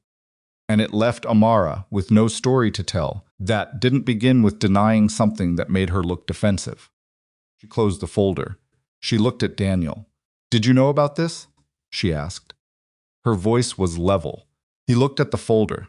He hadn't seen what she'd found. He'd been looking at the table, but something in her stillness told him it was bad. "About what specifically?" he said carefully. "The narrative being circulated to donors," she said. "About my health." His face did something complicated. "I heard there was something being said. I didn't know where it came from." "Did you repeat it?" "No," he said, and she believed him. She picked up her phone and took photographs of the 3 documents: the memo, the donor communication, the Serafina email. She did it calmly, methodically, without rushing. Then she stood up, thanked Daniel, and left. She was in the elevator when her hands started shaking. Not from fear. She was through fear. This was something else, the physical manifestation of 15 years of patience hitting its absolute final limit. She called Martin from the lobby of the building, standing near the revolving doors with the winter coming in cold every time they turned. "I need you to file a motion to amend," she said. "We're adding defamation." Pause. "Tell me what you found," she told him. When she finished, Martin was quiet for several seconds. Then he said, in a voice that had lost its careful professional modulation and become something more direct, "Amara, this changes things significantly." "I know," she said. "Serafina Valenti, not Lucian Serafina's email," Amara said. "Her personal account, sent to the Foundation's communications director, telling them to circulate a false medical narrative about me to donors." "That's not just a divorce matter anymore," Martin said. "That's a defamation action independent of the marriage dissolution." "I know. It's also Amara. It's going to be very public." "I know that too. The Valenti family has resources." "Martin." She cut him off gently. "I know what they have. I lived inside it for 15 years. Are you telling me I shouldn't do this, or are you telling me to be prepared?" Pause. "I'm telling you to be prepared." "Then prepare me," she said. "File the amendment, and get me a date for the deposition." She took the L back to Lincoln Park, and she sat on the train and looked at the city, moving past the windows, the buildings, and the intersections, and the lives happening in ordinary parallel on an ordinary. Thursday in January, and she thought about Serafina. She thought about a woman who had spent 15 years watching her son's wife build something real and respected and quietly essential, and who had responded to that by deciding, at some point in the past year, that the cleanest way to remove Amara was to erase her before she knew she was being erased. The cruelty of it wasn't the replacement. The replacement, Bianca, the Christmas card, all of it was almost understandable in its ordinary ugliness. Affairs happened. Men made cowardly choices. These things were ancient and boring. What was not ordinary was the precision, the planning. The story about health reasons, designed to make Amara's absence seem voluntary and sympathetic and complete, to leave her no ground from which to say publicly what was actually happening, because any attempt to do so would look like a sick woman lashing out. That was not Lucian's strategy. Lucian was direct. He was controlling and selfish, and he had failed her profoundly, but he was not a strategist in this particular cold-blooded way. That was Serafina. And Lucian, she needed to sit with this. Lucian had either known and allowed it, or hadn't known, which was its own kind of indictment. The deposition was scheduled for the following Wednesday. The week between was the longest of her life. Martin prepared her for 4 hours on Monday. He asked her every question he thought the opposing attorneys would ask, and some of them were brutal about the agreement, about the merger, about her marriage, about decisions she had made and things she had known, and moments where she could have acted differently and hadn't. She answered all of them. She answered them honestly, including the ones where the honest answer was uncomfortable. "You're good at this," Martin said at the end of Monday's session. "I've been in rooms with difficult men my whole adult life," she said. "I learned to think clearly in uncomfortable situations." The opposing attorneys were two men in their mid-40s, crisp, expensive, and operating with the particular confidence of people who won more often than they lost. They arrived at Martin's conference room on Wednesday morning with a court reporter, 3 bankers' boxes of documents, and an associate who sat in the corner and typed continuously throughout the proceeding.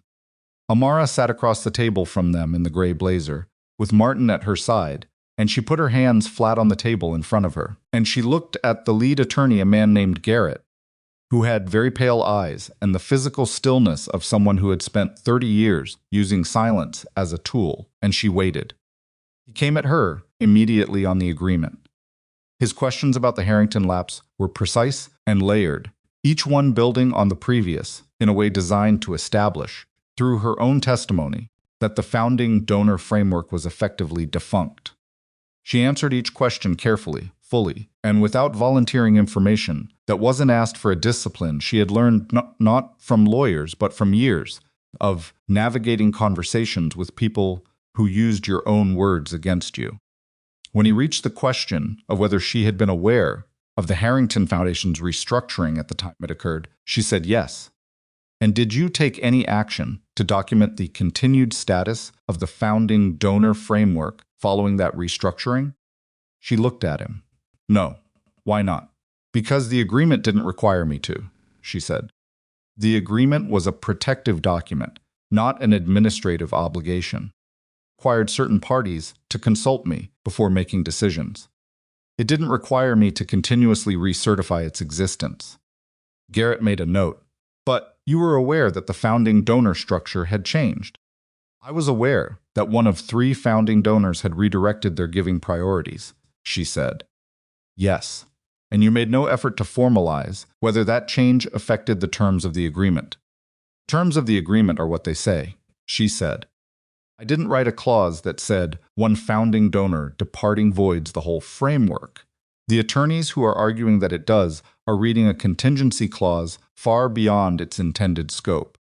"Intended scope," Garrett said, with the slight emphasis of someone marking a word for later. "We'll return to that." He moved to the merger. He asked about the circumstances, the timeline, the specific negotiations. He asked about the degree to which she had consulted independent legal counsel at the time of the merger she had, and she named the attorney and the date. He asked whether she had received consideration for the merger she had not, in any formal financial sense, and she said so. Then he asked about her role within the Valenti Foundation following the merger. "What was your official title?" "I didn't have one," she said. Pause. "You had no official title within the organization whose programming you were actively managing." "My involvement was based on the agreement," she said, "and on a working relationship with the Foundation's staff and donors that had developed organically over many years." "Organically," he repeated. "So there was no formal documentation of your authority within the Valenti Foundation? No employment contract? No board appointment, no. You operated on the basis of," he glanced at his notes, "informal relationship." "I operated on the basis of a signed legal agreement and 11 years of demonstrated trust," she said. "In this sector, that's not unusual." He looked at her for a moment. She looked back. "Ms. Bennett," he shifted. "Were you aware, prior to December of this year, that Bianca Morelli had become involved with your husband?" Martin put a hand on her arm. "Foundations related only," he said to Garrett. "The relevance," Garrett started. "Foundation-related questions only," Martin said. "If you want to ask about the personal relationship, that's a different proceeding. You know that." Garrett made a note and moved on. He spent 40 minutes on the programs themselves, operational decisions, donor relationships, program outcomes, financial reporting. These were the questions Amara was most comfortable with, because these were the questions that required knowing the work, and she knew the work better than anyone in that room. Then he pivoted. Ms. Bennett, are you familiar with the donor communications that went out from the Valenti Foundation regarding the Bennett program leadership between October and December of this year? She felt Martin tense slightly beside her. I've reviewed some of them, she said carefully. Are you aware that several of those communications described your departure from an active role as related to personal health reasons? I am, she said. Did you authorize that description? No. Did you provide any information to the foundation that could have formed the basis of that description? No. I am in good health. He looked at her. You never mentioned in any conversation with anyone at the Valenti Foundation any health concern that could have been interpreted. I said no, she said. The words came out flat and final. The description was false. I did not provide any information that could have justified it. I have documentation of the email authorizing that false narrative, and I know who sent it. The room was very quiet. Garrett looked at his associate, a quick flicker of a glance. The associate kept typing. Noted, Garrett said, and wrote something on his legal pad. The deposition continued for 2 more hours. When it ended, Amara stood up, gathered her materials, shook no one's hand, and walked out of the conference room. She went directly to the building's women's restroom, locked herself in a stall, and stood with her back against the cold metal door and breathed in for 4 counts, out for 4 counts, the way her sister Maya had taught her years ago. During a hard period, neither of them talked about much anymore. Her heart was going very fast. Her hands were cold. Her legs felt like they had been running. She stood there for 90 seconds.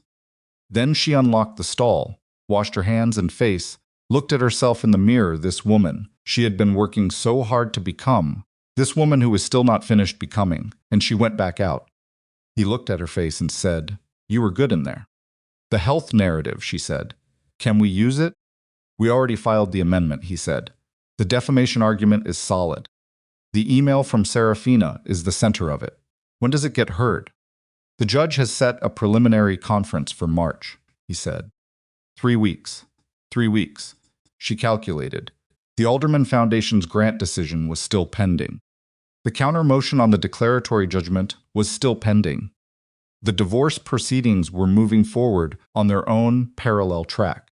And now the defamation amendment, which would put Serafina Valenti's name into a legal filing and into a public record in a way that the family had no experience managing, because the Valenti family was very good at managing things that happened in rooms without windows and not at all accustomed to managing things that happened in courtrooms. She went home to Lincoln Park and she called her sister Maya.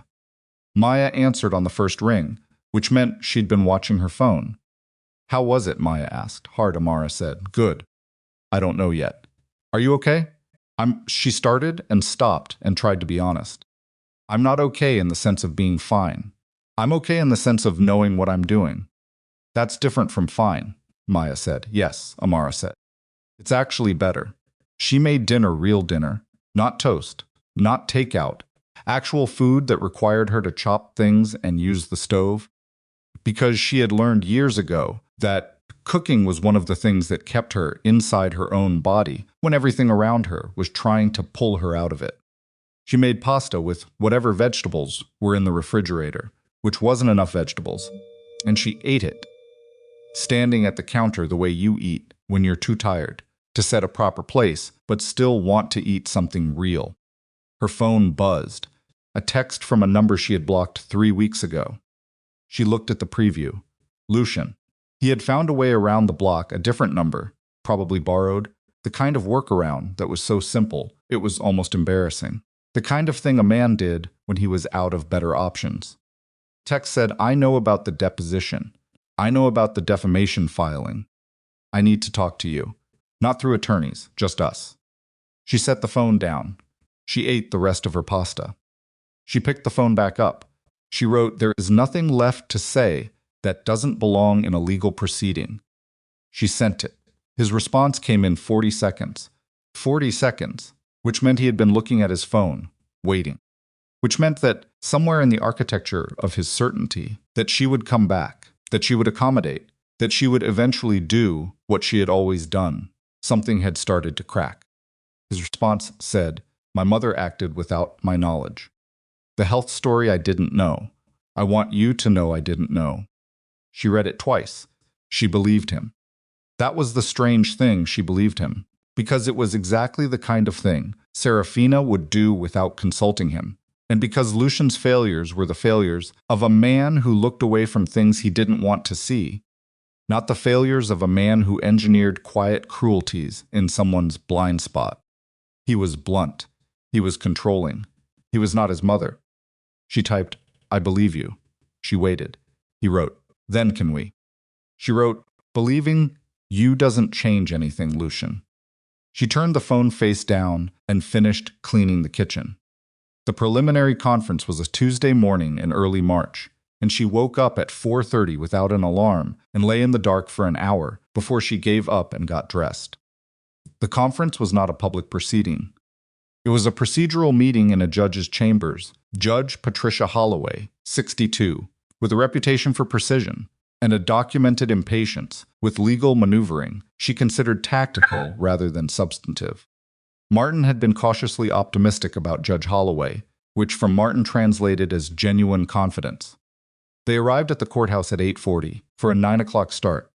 Lucian's attorneys were already in the hallway, Garrett and his associate, plus a second, senior attorney Amara, hadn't seen before. A woman in her 50s named Karen Voss, who had a reputation in Chicago legal circles as the person you brought in when the first strategy wasn't working. The presence of Karen Voss told Amara several things. It told her that the declaratory judgment motion was not moving as cleanly as Lucian's side had expected. It told her that the defamation amendment had caused genuine alarm rather than being dismissed as nuisance litigation. And it told her that somewhere between December and March, the Valenti family's legal position had shifted from confident to concerned. She looked at Karen Voss across the courthouse hallway, and Karen Voss looked back at her, and they exchanged the particular look of two women who understand exactly what kind of room they're in and exactly what it costs to be there. Then they went in. Judge Holloway was a small woman with reading glasses and a quality of attention that Amara felt physically the sense of being looked at by someone who was processing information faster than you were giving it. She reviewed the filings for 4 minutes in silence before she said a word. Then she looked up at Garrett. "Counsel, I've reviewed your declaratory judgment motion and the response," she said. "I have questions about the subsection 4 argument. Specifically, I want to understand your interpretation of the phrase materially altered as it applies to a multi-founding framework." Garrett stood and began his argument. He was good. He was genuinely good, clear, organized, building his case with the precision of someone who had prepared this specific argument for weeks. He made the Harrington lapse sound like an obvious, unambiguous trigger for the clause. He made the foundation's position sound reasonable and consistent. Judge Holloway listened. She asked 2 questions, both precise, both designed to test whether the argument held under pressure. Then she turned to Martin. Martin stood and made the counter-argument. He was not as polished as Garrett, he was quieter, less theatrical, but he was thorough, and he laid out the founding donor framework argument with the clarity of someone who had spent many hours making sure it was airtight. When he finished, Judge Holloway made a note. "I want supplemental briefing on the founding donor framework question," she said. "Both parties, 2 weeks. I'm not ruling today." She set the motion papers down. The defamation amendment. She looked at Amara's side of the table. "You're alleging that a false medical narrative was distributed to donors." "Yes, Your Honor," Martin said. "You have documentation. An email from the original source. Photographs of foundation materials reflecting the narrative. Witness testimony from foundation staff." Judge Holloway looked at Garrett. Garrett's expression was its own kind of controlled, but something underneath it was different than it had been when he was making the declaratory argument. He looked like a man who had been given the defamation filing and told to handle it and had discovered it was harder to handle than he'd been told. "Counsel," Judge Holloway said, "does your client dispute the authenticity of the email in question?" Pause. "Your Honor, we would need." "Does your client dispute its authenticity?" she said again. Flat, patient, absolutely uninterested in the qualifier. A longer pause. Garrett said, "We are not in a position to stipulate to its authenticity at this time," which was not a denial. Judge Holloway made another note. Then she said something that made Amara's heart rate change for the first time all morning. "I'm going to schedule this matter for a full evidentiary hearing," she said. Both the declaratory judgment question and the defamation claim. 6 weeks she looked at both tables. "I want all parties to understand that I consider this to be a matter of some public interest, given the Foundation's involvement with publicly funded community programs. I intend to conduct this hearing in open court." Open court. On her left, Martin made a very small sound that was not quite a word. On the other side of the room, Karen Voss wrote something on her legal pad quickly, and whatever she wrote, Garrett leaned over to read it, and the expression on his face when he straightened up was the expression of a man recalculating. Amara looked at the judge. The judge looked back at her, a brief, unremarkable glance, the kind of glance you exchange in a courthouse hallway or a crowded elevator. But underneath it, for just a moment, something else. Recognition. 2 women in a room where the power had historically belonged to men like the ones represented on the other side of this table. 2 women who understood exactly what it cost to get to a room like this, and what it would cost to stay. Amara looked back at the table in front of her and put her hand flat on the legal pad and felt her own pulse against the paper and thought, 6 weeks. 6 weeks to open court. 6 weeks to stand in a public proceeding and let the whole story, not the version Serafina had circulated, not the version Lucian had allowed, the real version, with documentation and witnesses and an 11-year-old agreement and an email that had a timestamp and a sender and a very specific set of words about personal health. Reasons, let it be heard. She thought about Marcus Bright saying, "I've been waiting for this call for 2 years. She thought about Patricia Ose and James Whitfield and Elena Vasquez, who had taken the Tuesday morning board call without being asked twice. She thought about Carol Pinkett at the Alderman Foundation, who had held the grant decision because she trusted Amara's integrity more than she trusted a liaison she didn't recognize. She thought about Serafina's email. She thought about everything she had built and everything that had been quietly taken from her, and everything she had done in the past 11 weeks, since she had walked out of a penthouse with 1 small bag and her mother's earrings and a document in her nightstand that everyone had assumed she would never use. And she thought about the woman she had been on that hotel bed, on Christmas night, coat still on, bag still zipped, reaching for a side of the bed that wasn't there. That woman had spent 15 years being indispensable without being irreplaceable, trusted without being protected, present without being seen. That woman was done. 6 weeks and the whole city would hear what she had built and who had tried to erase it, and exactly how completely they had underestimated the woman they were erasing. She picked up her pen. She started making notes for the evidentiary hearing, right there in the judge's chambers, while Garrett and Karen Voss were still exchanging urgent whispers across the room. And she wrote quickly and without looking up, because she had a great deal of work to do, and she had never in her entire adult life been afraid of work. The 6 weeks did not pass quickly. They passed the way hard time always passes, not in a rush toward resolution, but in an accumulation of small, difficult days, each one requiring her to get up and continue before she felt ready to continue.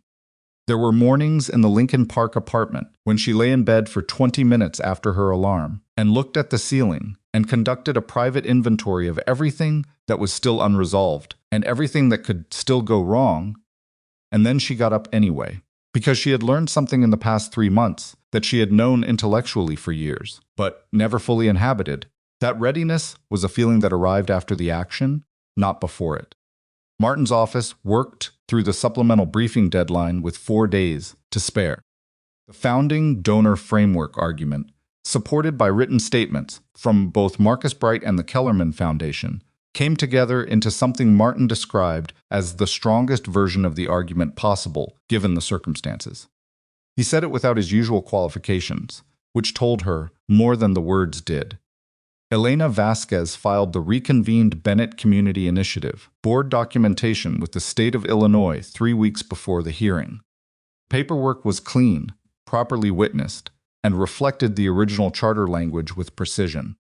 James Whitfield reviewed every page twice and called Amara on a Sunday morning to tell her he'd found one error in the address formatting on the secondary contact form, and she should have it corrected before filing, which she did. Patricia Osei drove to the Alderman Foundation's offices, in person unannounced, the way she had learned over 40 years of community, organizing that some conversations needed to happen face-to-face, without the buffer of email or phone, with two people looking at each other across a real table. She spent 90 minutes with Carol Pinkett and the Alderman Foundation's program director. She brought the original Bennett Initiative program outcomes data for the past 11 years. She brought photographs from the literacy program's Tuesday sessions. She brought a letter signed by every staff member of the 3 covered programs, confirming that their understanding of program leadership had always been that Amara Bennett held foundational authority. Carol Pinkett called Amara the following afternoon. "We're releasing the grant hold," she said. "We're also requesting, as a condition of the grant, formal documentation of the Bennett Community Initiative's independent governance status." Amara closed her eyes for a moment. "Thank you, Carol." "Don't thank me," Carol said. "Patricia Osei is a force of nature." "Thank her." The night before the evidentiary hearing, Amara did not try to sleep early. She had learned enough about herself in the past months to know that trying to force sleep before something large was a project in futility, and that the attempt itself, the lyings in her cell missed toward unconscious, made everything worse. Instead, she sat at the kitchen table with a cup of tea she didn't drink, and she went through her notes for the last time and then put them away. She called Maya. "Tell me something ordinary," she said when her sister answered. Maya understood immediately. She talked for 20 minutes about her daughter's school play, about a disagreement with a neighbor, about a fence, about a recipe she'd tried and failed and tried again with modifications. Ordinary things. The texture of a life that was not inside the thing Amara was inside. When Maya ran out of ordinary things, she said, "Are you ready?" "No," Amara said honestly, "but I'm going." "Same thing," Maya said. She woke at 5. She dressed carefully, not the gray blazer this time, not the armor she wore when she needed to feel competent before she was. She wore dark blue, a suit she had owned for years, that fit her, the way clothing fits when you've had it long enough that it knows your body. She wore mother's earrings. She wore no other jewelry. She ate breakfast, actual breakfast, eggs and toast, sitting at the table, not standing over the sink. She ate slowly, and she looked out the window at the parking garage, and she thought about nothing in particular and everything at once. The way you think the morning before something that will divide your life into before and after. Martin picked her up at 7:30. They didn't talk much in the car. Martin reviewed 2 procedural points, and she listened, and they agreed, and then they were quiet for the rest of the drive, which was the right thing to be. Courthouse was the same buildings, the same hallway, the same quality of institutional light that made everyone look slightly more tired than they actually were. But this time the conference room had been replaced by Courtroom 14, which was a real courtroom with public seating, and when Amara walked in at 8:55, there were already people in the gallery. She had not entirely anticipated the gallery. She recognized 3 Foundation board members from the Valenti side. She recognized 2 representatives from the Hospital Network Partnership. She recognized a woman from the Tribune who covered philanthropic and civic affairs, and who had sent Amara a brief, professional email 3 weeks ago requesting comment, which Martin had advised her not to respond to yet. She recognized Marcus Bright, who had come from Evanston in January weather in a good wool coat, and was sitting in the second row with his hands folded on his knee, like a man who had decided this was worth his Tuesday. She looked at Marcus, and he gave her a single, small nod. She sat at the plaintiff's table plaintiff, because she was the one who had filed, the one who had brought this into the open, the one who had decided that the cost of visibility was lower than the cost of invisibility, and she put her hands on flat on the table in front of her and looked at the room. Lucian was already there. He was at the respondent's table with Garrett and Karen Voss, and he was wearing a dark suit, and she looked at him, and she saw it plainly like a man who had been at war with himself for 3 months and had not been winning. The particular exhaustion of someone who had more power than they knew how to use in a situation where the currency they'd spent a lifetime accumulating had stopped being accepted. He looked at her when she sat down. She looked back. They held each other's gaze for a moment, not as adversaries exactly, not as strangers, but as two people with 15 years of genuine history between them who were sitting on opposite sides of a courtroom table because there was no version of this that didn't require opposite sides. She looked away first, not because she was afraid, but because she had things to do, and looking at him was not one of them. Serafina was not in the courtroom. Amara had wondered whether she would be. The answer was no, and the answer said everything about Serafina Valenti's relationship with accountability. She had no difficulty engineering consequences for other people, and a complete intolerance for experiencing them herself. Judge Holloway entered at 9 precisely, which Amara was already beginning to understand was a fact about the woman she arrived when she said she would arrive, and she expected the same from everyone else. And any deviation from that expectation would be noted and would cost you. We're here today on 2 related matters, Judge Holloway said, setting her papers in order without looking up. Petition for declaratory judgment regarding the interpretation of a 2013 agreement and an amended complaint alleging defamation arising from communications made in connection with the same dispute. She looked up. I've reviewed all submitted materials. We'll begin with testimony. Martin called Amara first. She took the stand and settled in it, the way she had told herself she would not comfortably, because there was nothing comfortable about a witness stand, but with the specific stillness of someone who has decided to be exactly where they are. Martin took her through the history of the Bennett Community Initiative, carefully, chronologically, from the kitchen table where the Tuesday afternoon the research document, to the Tuesday afternoon reading sessions at McKinley Park. He let her tell it in her own words, which was the right choice because her words were precise and because the story was true, and true stories told by people who lived them have a quality that no amount of legal preparation can manufacture. She talked about the merger. She talked about the agreement. She talked about why she had insisted on the approval clause, not to protect herself from Lucian specifically, but because she had watched enough institutional mergers to know that the smaller organization's identity was always the thing most at risk. And she had wanted a written structure that protected the work from the inevitable drift of priorities that happened when a small mission-driven initiative became embedded in a larger, less focused organization. Did you anticipate, Martin asked, that you might one day need to invoke that agreement against the Valenti Foundation? She considered the question. I hoped I wouldn't, she said. I didn't assume I wouldn't. Why not? Because, she said, I had learned by then that hope and preparation are not the same thing, and that the people who love you are not always the same people who protect what you build. The courtroom was very quiet. Martin moved to the founding donor question. She explained the Harrington lapsed the timeline, the circumstances, her understanding at the time. She explained why she had not interpreted it as a trigger for the subsection 4 clause. She was clear and specific, and she did not hedge. Then Garrett stood for cross-examination. He came at her on the Harrington lapse first, the way she had expected.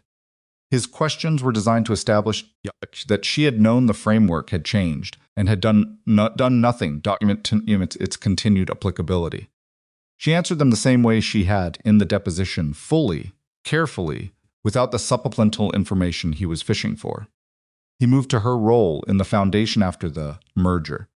He tried, through a series of precise questions, to establish that her authority within the foundation had always been informal and therefore unenforceable, that the agreement was the extent of her standing and nothing beyond it. You had no official capacity within the Valenti Foundation. Correct? I had an agreement, she said, and a working relationship that operated within the scope of that agreement. But you were not employed. No, not a board member. No, you had no formal decision-making authority over foundation operations. I had formal approval authority over 3 specific programs, she said. That's in writing. Everything else I did within the foundation I did, because I was good at it and because the results spoke for themselves. The results spoke for themselves, he repeated. The programs I was involved with had a 91% year-over-year grant renewal rate over 9 years, she said. The programs I wasn't involved with had 67%. I'm happy to provide the documentation. A small sound from the gallery. Not laughter, something more restrained. The sound of people registering a fact. Garrett moved on. He reached the health narrative carefully, approaching it from a distance, the way you approach an obsession. Something you know is dangerous. He tried to frame it as a miscommunication, a well-intentioned effort by Foundation communications staff to explain Amara's reduced visibility in the programs without creating unnecessary speculation. You're describing a false statement about my health as a communication strategy, Amara said. I'm suggesting there may have been a misunderstanding. The email, she said, was from Serafina Valenti's personal account to the Foundation's communications director. It says specifically, Amara will be transitioning out of an active role due to personal health reasons. There is no ambiguity in that sentence. There is no room for misinterpretation. It describes a medical situation I do not have, that was communicated without my knowledge, to donors who rely on accurate information to make grant decisions. She paused. That's not a miscommunication. That's a lie. The courtroom was absolutely still. Garrett looked at her for a moment. He was a good attorney. He knew when he was standing in the wrong spot, and he moved. He had nothing else on the health narrative, and they both knew it. He concluded his cross-examination 11 minutes later. Martin called Marcus Bright next. Marcus took the stand with the deliberate pace of a 78-year-old man who had earned the right to take his time, and he answered Martin's questions about the founding donor framework with the specific clarity of someone who had built things from the ground up and understood exactly what he'd signed and why. When Garrett crossed him, Marcus looked at the attorney the way a man looks at someone who is trying to explain his own house to him. The founding framework, Garrett said, consisted of 3 donors. Is that correct? Yes, Marcus said. And one of those donors, the Harrington Foundation, materially altered their giving relationship. They stopped giving, Marcus said. Yes. And you would agree that a 3-legged stool with one leg removed is no longer structurally sound. Marcus looked at him for a long moment. I would agree. Marcus said that a 3-legged stool with one leg removed still has 2 legs. And that the woman who built the stool is still the woman who built the stool. The Harrington Foundation leaving didn't change what Amara Bennett created or what she agreed to protect. It changed the funding picture. Those aren't the same thing. Garrett had no follow-up question. The hearing continued into the afternoon. Martin called Daniel Reeves, who testified about the September authorization memo and confirmed that the proper oversight committee had not been consulted. He was precise, uncomfortable, and honest, which was the best version of Daniel Reeves that circumstances were likely to produce. Then Garrett called his witness. He did not call Lucian. She had expected he might, and he didn't, which told her that whatever Lucian's attorneys had concluded about how Lucian would perform on the stand, it wasn't good enough to risk. Instead, he called the Foundation's communications director, a young man named Tyler who had sent the donor materials, and who was now in the position of either admitting he had followed instructions from Serafina Valenti or constructing an alternative story that the email made impossible to sustain. Tyler lasted 40 minutes on the stand. When Martin's cross-examination was finished, the communications director's testimony had established exactly 2 things: that he had followed the instructions in the email, and that he had not questioned their accuracy. Which was, from Amara's perspective, the only 2 things that mattered. Judge Holloway called a recess at 3:15. Amara sat in the hallway on a wooden bench with Martin beside her and a cup of bad courthouse coffee in her hand that she drank anyway because her hands needed something to hold. How do you think it's going? She said. I think, Martin said carefully, that the defamation argument is strong. The documentary evidence is clear. The communications director confirmed the chain of instruction, and Garrett didn't have an effective counter. And the agreement?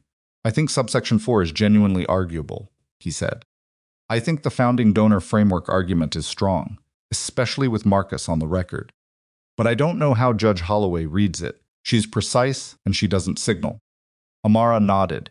She drank the bad coffee. Across the hallway, she could see Garrett and Karen Voss in a cluster, with two associates, speaking quietly with the specific urgency of people revising their strategy in real time.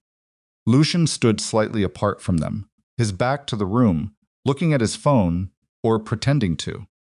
She watched him from across the corridor. He was 58 years old. He had built, through 15 years of ferocious work and considerable ruthlessness, one of Chicago's most significant criminal enterprises. She had always allowed this, built several legitimate institutions that employed real people and served real neighborhoods, not because he was philanthropic by nature, but because she had shown him early in their marriage that the legitimate world opened doors for him, that the other world kept closing, and he had been smart enough to listen. He had built those things with her. He would continue after her. She understood that. He was not a man who stopped. But he would continue without the particular thing she had provided, which was not her organizational competence, or her donor relationships, or even her legal standing, though all of those were real. The thing she had provided was the version of himself that other people trusted to face. He turned toward the parts of Chicago that didn't know or didn't want to know the other face. Without her to reflect that back, without the authenticity of a real partnership behind it, that public face would continue, but it would ring slightly differently. Not fatally, not even noticeably to most people, just differently. Just hollow in the way things are hollow when the thing that was real inside them has left. The recess ended. Judge Holloway returned to the bench and settled her papers and looked at both tables.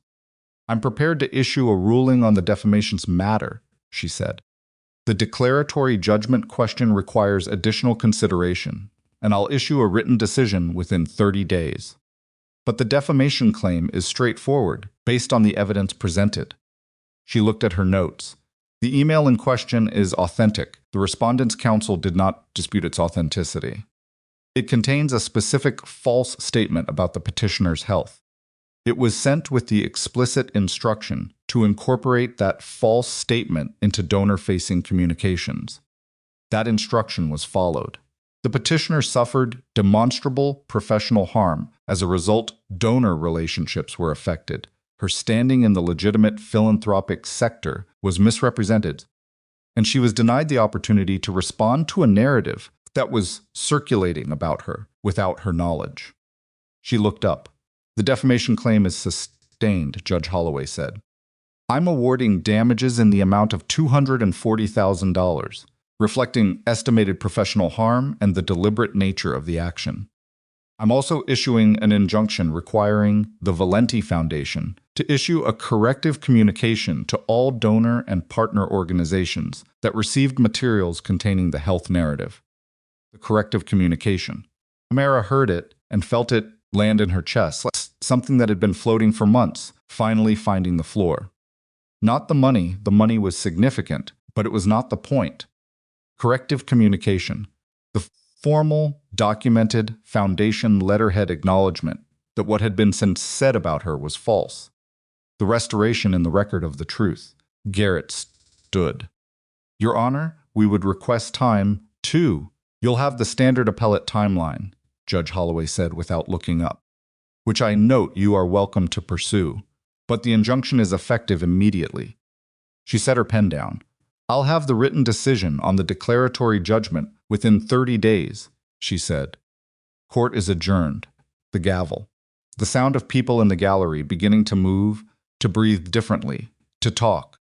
Martin put his hand briefly on her arm. She didn't move for a moment.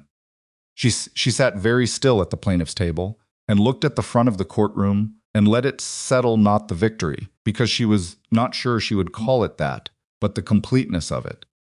The sense of something that had needed to be said, finally being said, in a room that required it to be said truthfully. She became aware of movement to her left. Lucian was standing at the edge of the plaintiff's table. Garrett was a few steps behind him, looking pained, with the expression of an attorney whose client has just made an unadvised decision. Lucian paid him no attention. He looked at Amara. She looked back. "I didn't know," he said, not loudly, not performing for the room. He said it the way you say the things you mean, quietly, directly, with the specific weight of a statement you know won't fix anything and you're making anyway. I know, she said, my mother. He started. Lucian, she stopped him gently. I believe you. That's not the issue.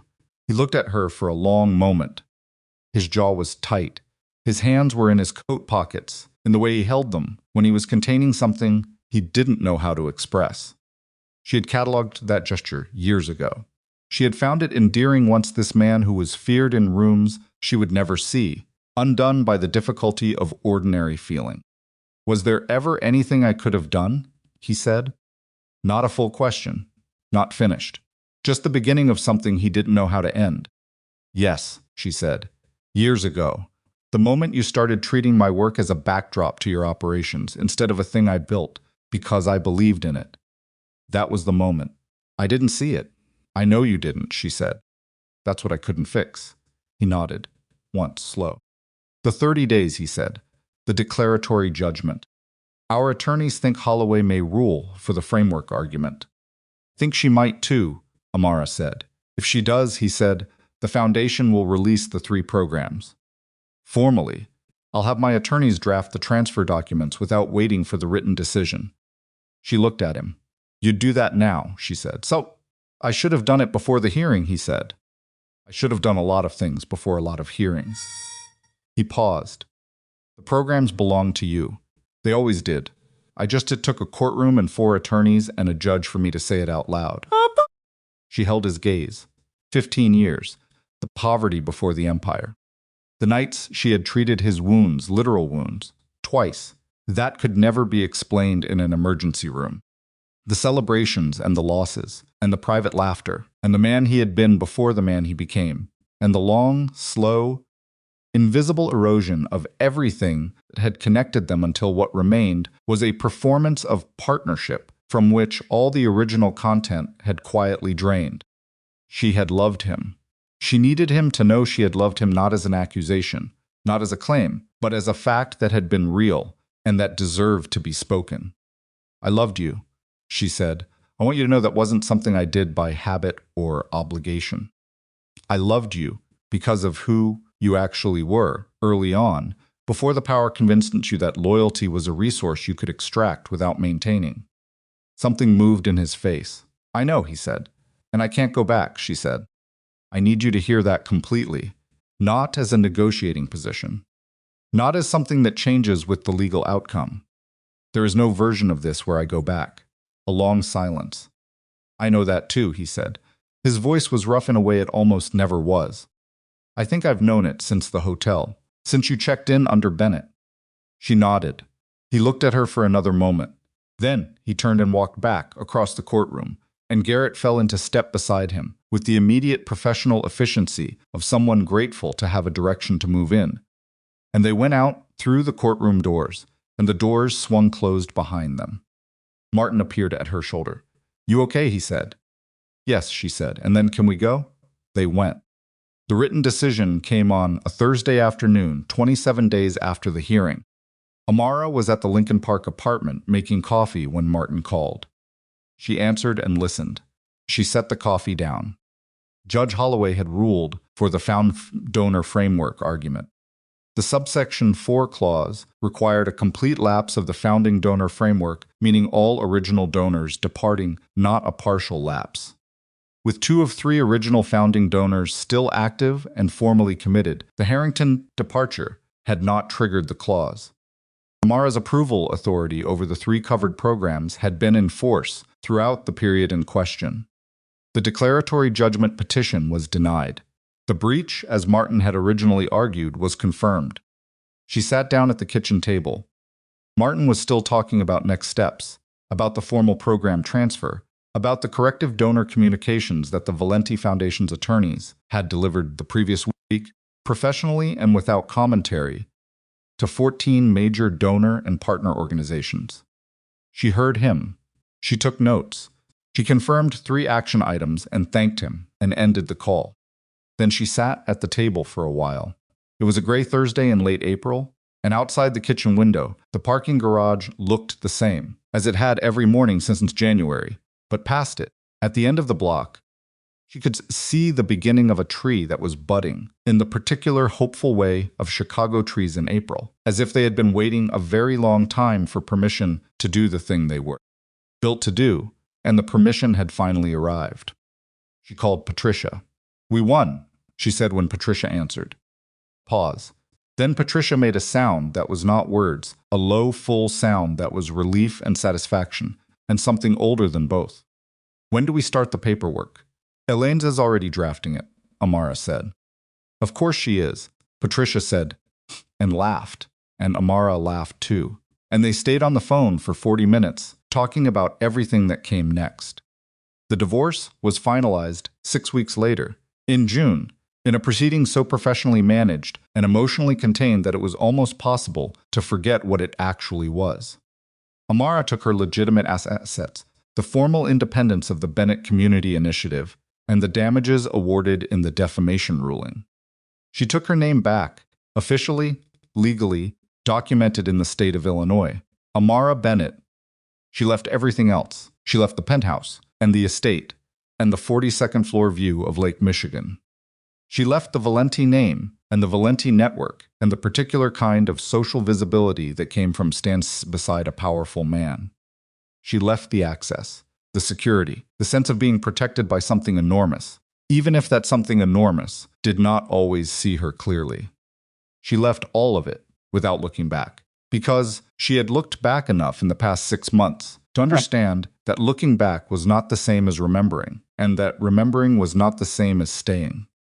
The Bennett Community Initiative's summer fundraising gala was held on the last Saturday in July at a hotel ballroom on the north side, not the Grand, security-ringed affairs of the Valenti Foundation events, but something smaller and genuine, with round tables and good food, and people who were there because they believed in the work. Amara had not planned to speak. She had planned to be present, to thank people personally, to let the evening be about the programs and the families they served, rather than about her. But Patricia stood up near the end of the dinner and said, "I want to ask Amara to say a few words," and the room applauded in the warm, specific way of people who know the whole story, or enough of it, and Amara found herself at the podium with 300 people looking at her and no prepared remarks. She stood there for a moment. She thought about what she actually wanted to say, which was not the same thing as what sounded good, or what was appropriate, or what the occasion seemed to require. She had spent enough of her life editing herself for rooms. This was her room. These were her people. "I spent 15 years, she said, being very good at making someone else's world work. And I was genuinely good at it. I don't want to pretend otherwise, because the work was real, and the results were real, and the people we helped along the way were real." She paused. "But I spent a long time in that work, without a place card, with my own name on it. Without a seat at the table that belonged to me, and not to the person I happened to be standing beside." The room was very quiet. "This past year cost me things I expected, and things I didn't," she said. "It cost me a marriage and a home, and a version of my life I had been building for a long time. It cost me several months of genuine fear, and several months of exhaustion, and a number of very bad cups of courthouse coffee." A small laugh from the room. "And it gave me back something I had put down, so gradually I had stopped noticing it was gone." She looked at the room, at Patricia and James and Elena, at Marcus Bright in the third row, at Diane, her college friend who had never liked Lucian, and who was now sitting at the table nearest the podium, with the expression of a woman whose faith in her friend has been, after many years, fully vindicated. At the program staff and the board members and the donors who had held and the partners who had stayed. "What I know," she said, "is that the work was always mine. The relationships were always mine. The trust that those programs earned in these neighborhoods was never borrowed from anyone else's name. It was built by showing up every week, every grant cycle, every difficult conversation, with the same commitment and the same honesty. That doesn't disappear because someone else puts their name on the letterhead." She stopped. She looked at the place card in front of her empty seat at the head table. "Amara Bennett. I want to thank all of you," she said, "for being people who understood that difference. And for making it possible for me to stand here tonight with nothing borrowed, nothing I have to give back." She left the podium to a standing ovation that she received without performing gratitude for it, still simply present, letting it wash over her the way you let rain wash over you when you're already outside, and there's nowhere else to be. She sat down, she ate dessert, she talked to people she loved for 2 hours. She drove herself home at 11 in a car she'd bought in February, a used Volvo, with a small dent in the rear quarter panel that she had not fixed because it didn't bother her. She parked in front of the building she now rented an apartment in a different building than the Lincoln Park one, a place she had chosen entirely for herself, based on criteria that included nothing except what she actually wanted. It was smaller than anywhere she'd lived in 15 years. It had a good kitchen and a window that faced east and a neighborhood where she could walk to 3 coffee shops, the kind of independent bookstore that smelled the way she thought a bookstore should smell. She had unpacked all her boxes in this apartment. Both closets were full of her things, and her things only. The bookshelf she'd had since graduate school was against the east wall, with every book on it in the arrangement she had always wanted, without anyone to negotiate with about it. She sat in the kitchen with a glass of water at the end of the evening, and she was tired in the way that comes after something real. The tiredness that is different from the exhaustion of endurance. The way a good night's sleep is different from the unconsciousness of collapse. Productive tired. The tiredness of a day that actually happened. She thought about Lucian. Not with grief anymore. Grief had been the texture of the fall, most of the winter. And it had done its work, and it was not what she felt now. She felt something quieter. The particular tenderness that is possible for someone you have stopped loving in the way you once loved them, but whose reality you still honor. He had existed. They had existed. It had been real. She hoped he was okay. She meant it plainly, without complication. She thought about Serafina, which was harder. The defamation ruling had required the corrective donor communications, but had not required Serafina to acknowledge or apologize for anything directly. Serafina had moved through the entire proceeding without ever appearing in a courtroom or issuing a statement or doing anything that required her to be present in her own accountability. That was Serafina's particular gift, the ability to set things in motion and then be absent when they landed. Amara had accepted that this was the version of justice available in this situation, not the version she would have chosen, the version that existed. It was enough. She thought about Marcus Bright on the witness stand, explaining that a stool with 2 legs still has 2 legs. She thought about Patricia Osei sitting in Carol Pinkett's office with 11 years of program outcomes on documentation, and the absolute conviction of someone who had been doing this work long enough to know its value in rooms that might not immediately recognize it. She thought about Elena's paperwork, always finished early. James Hip and his cane and his completely intact mind and his text on a Sunday morning about an address formatting error.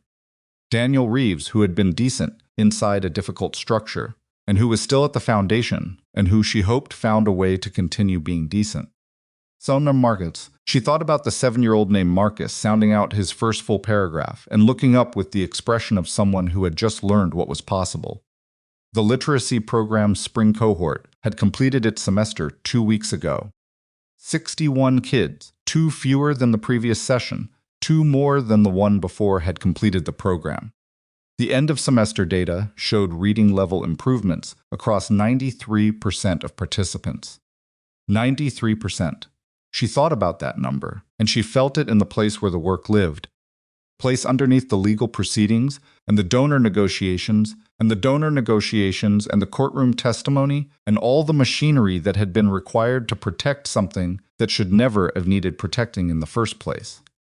The place that had been there since before Lucian, since before the Valenti name, since a 40-page research document on a kitchen table and a meeting with Patricia Osei across a folding table in a back room in North Lawndale. She finished her water. She washed the glass and set it in the drying rack. She turned off the kitchen light and walked to the bedroom, and on her way, she passed the bookshelf and ran her fingers lightly across the spines of the books, the way she sometimes did, not looking for anything in particular, just feeling the presence of them, these things she had carried through every version of her life and that were still with her and still hers. She slept. She slept well, without reaching for the other side of the bed, without waking to relearn where she was. She slept the way you sleep when you are inside your own life, not a borrowed one, not one that requires constant negotiation to maintain, but the one that was always waiting for you to find your way back to it. In the morning, she made coffee and sat at the table by the east window and watched the light come up over the buildings across the street. And it was an ordinary Tuesday in late summer in Chicago. And she had work to do, and the work was hers, and she began.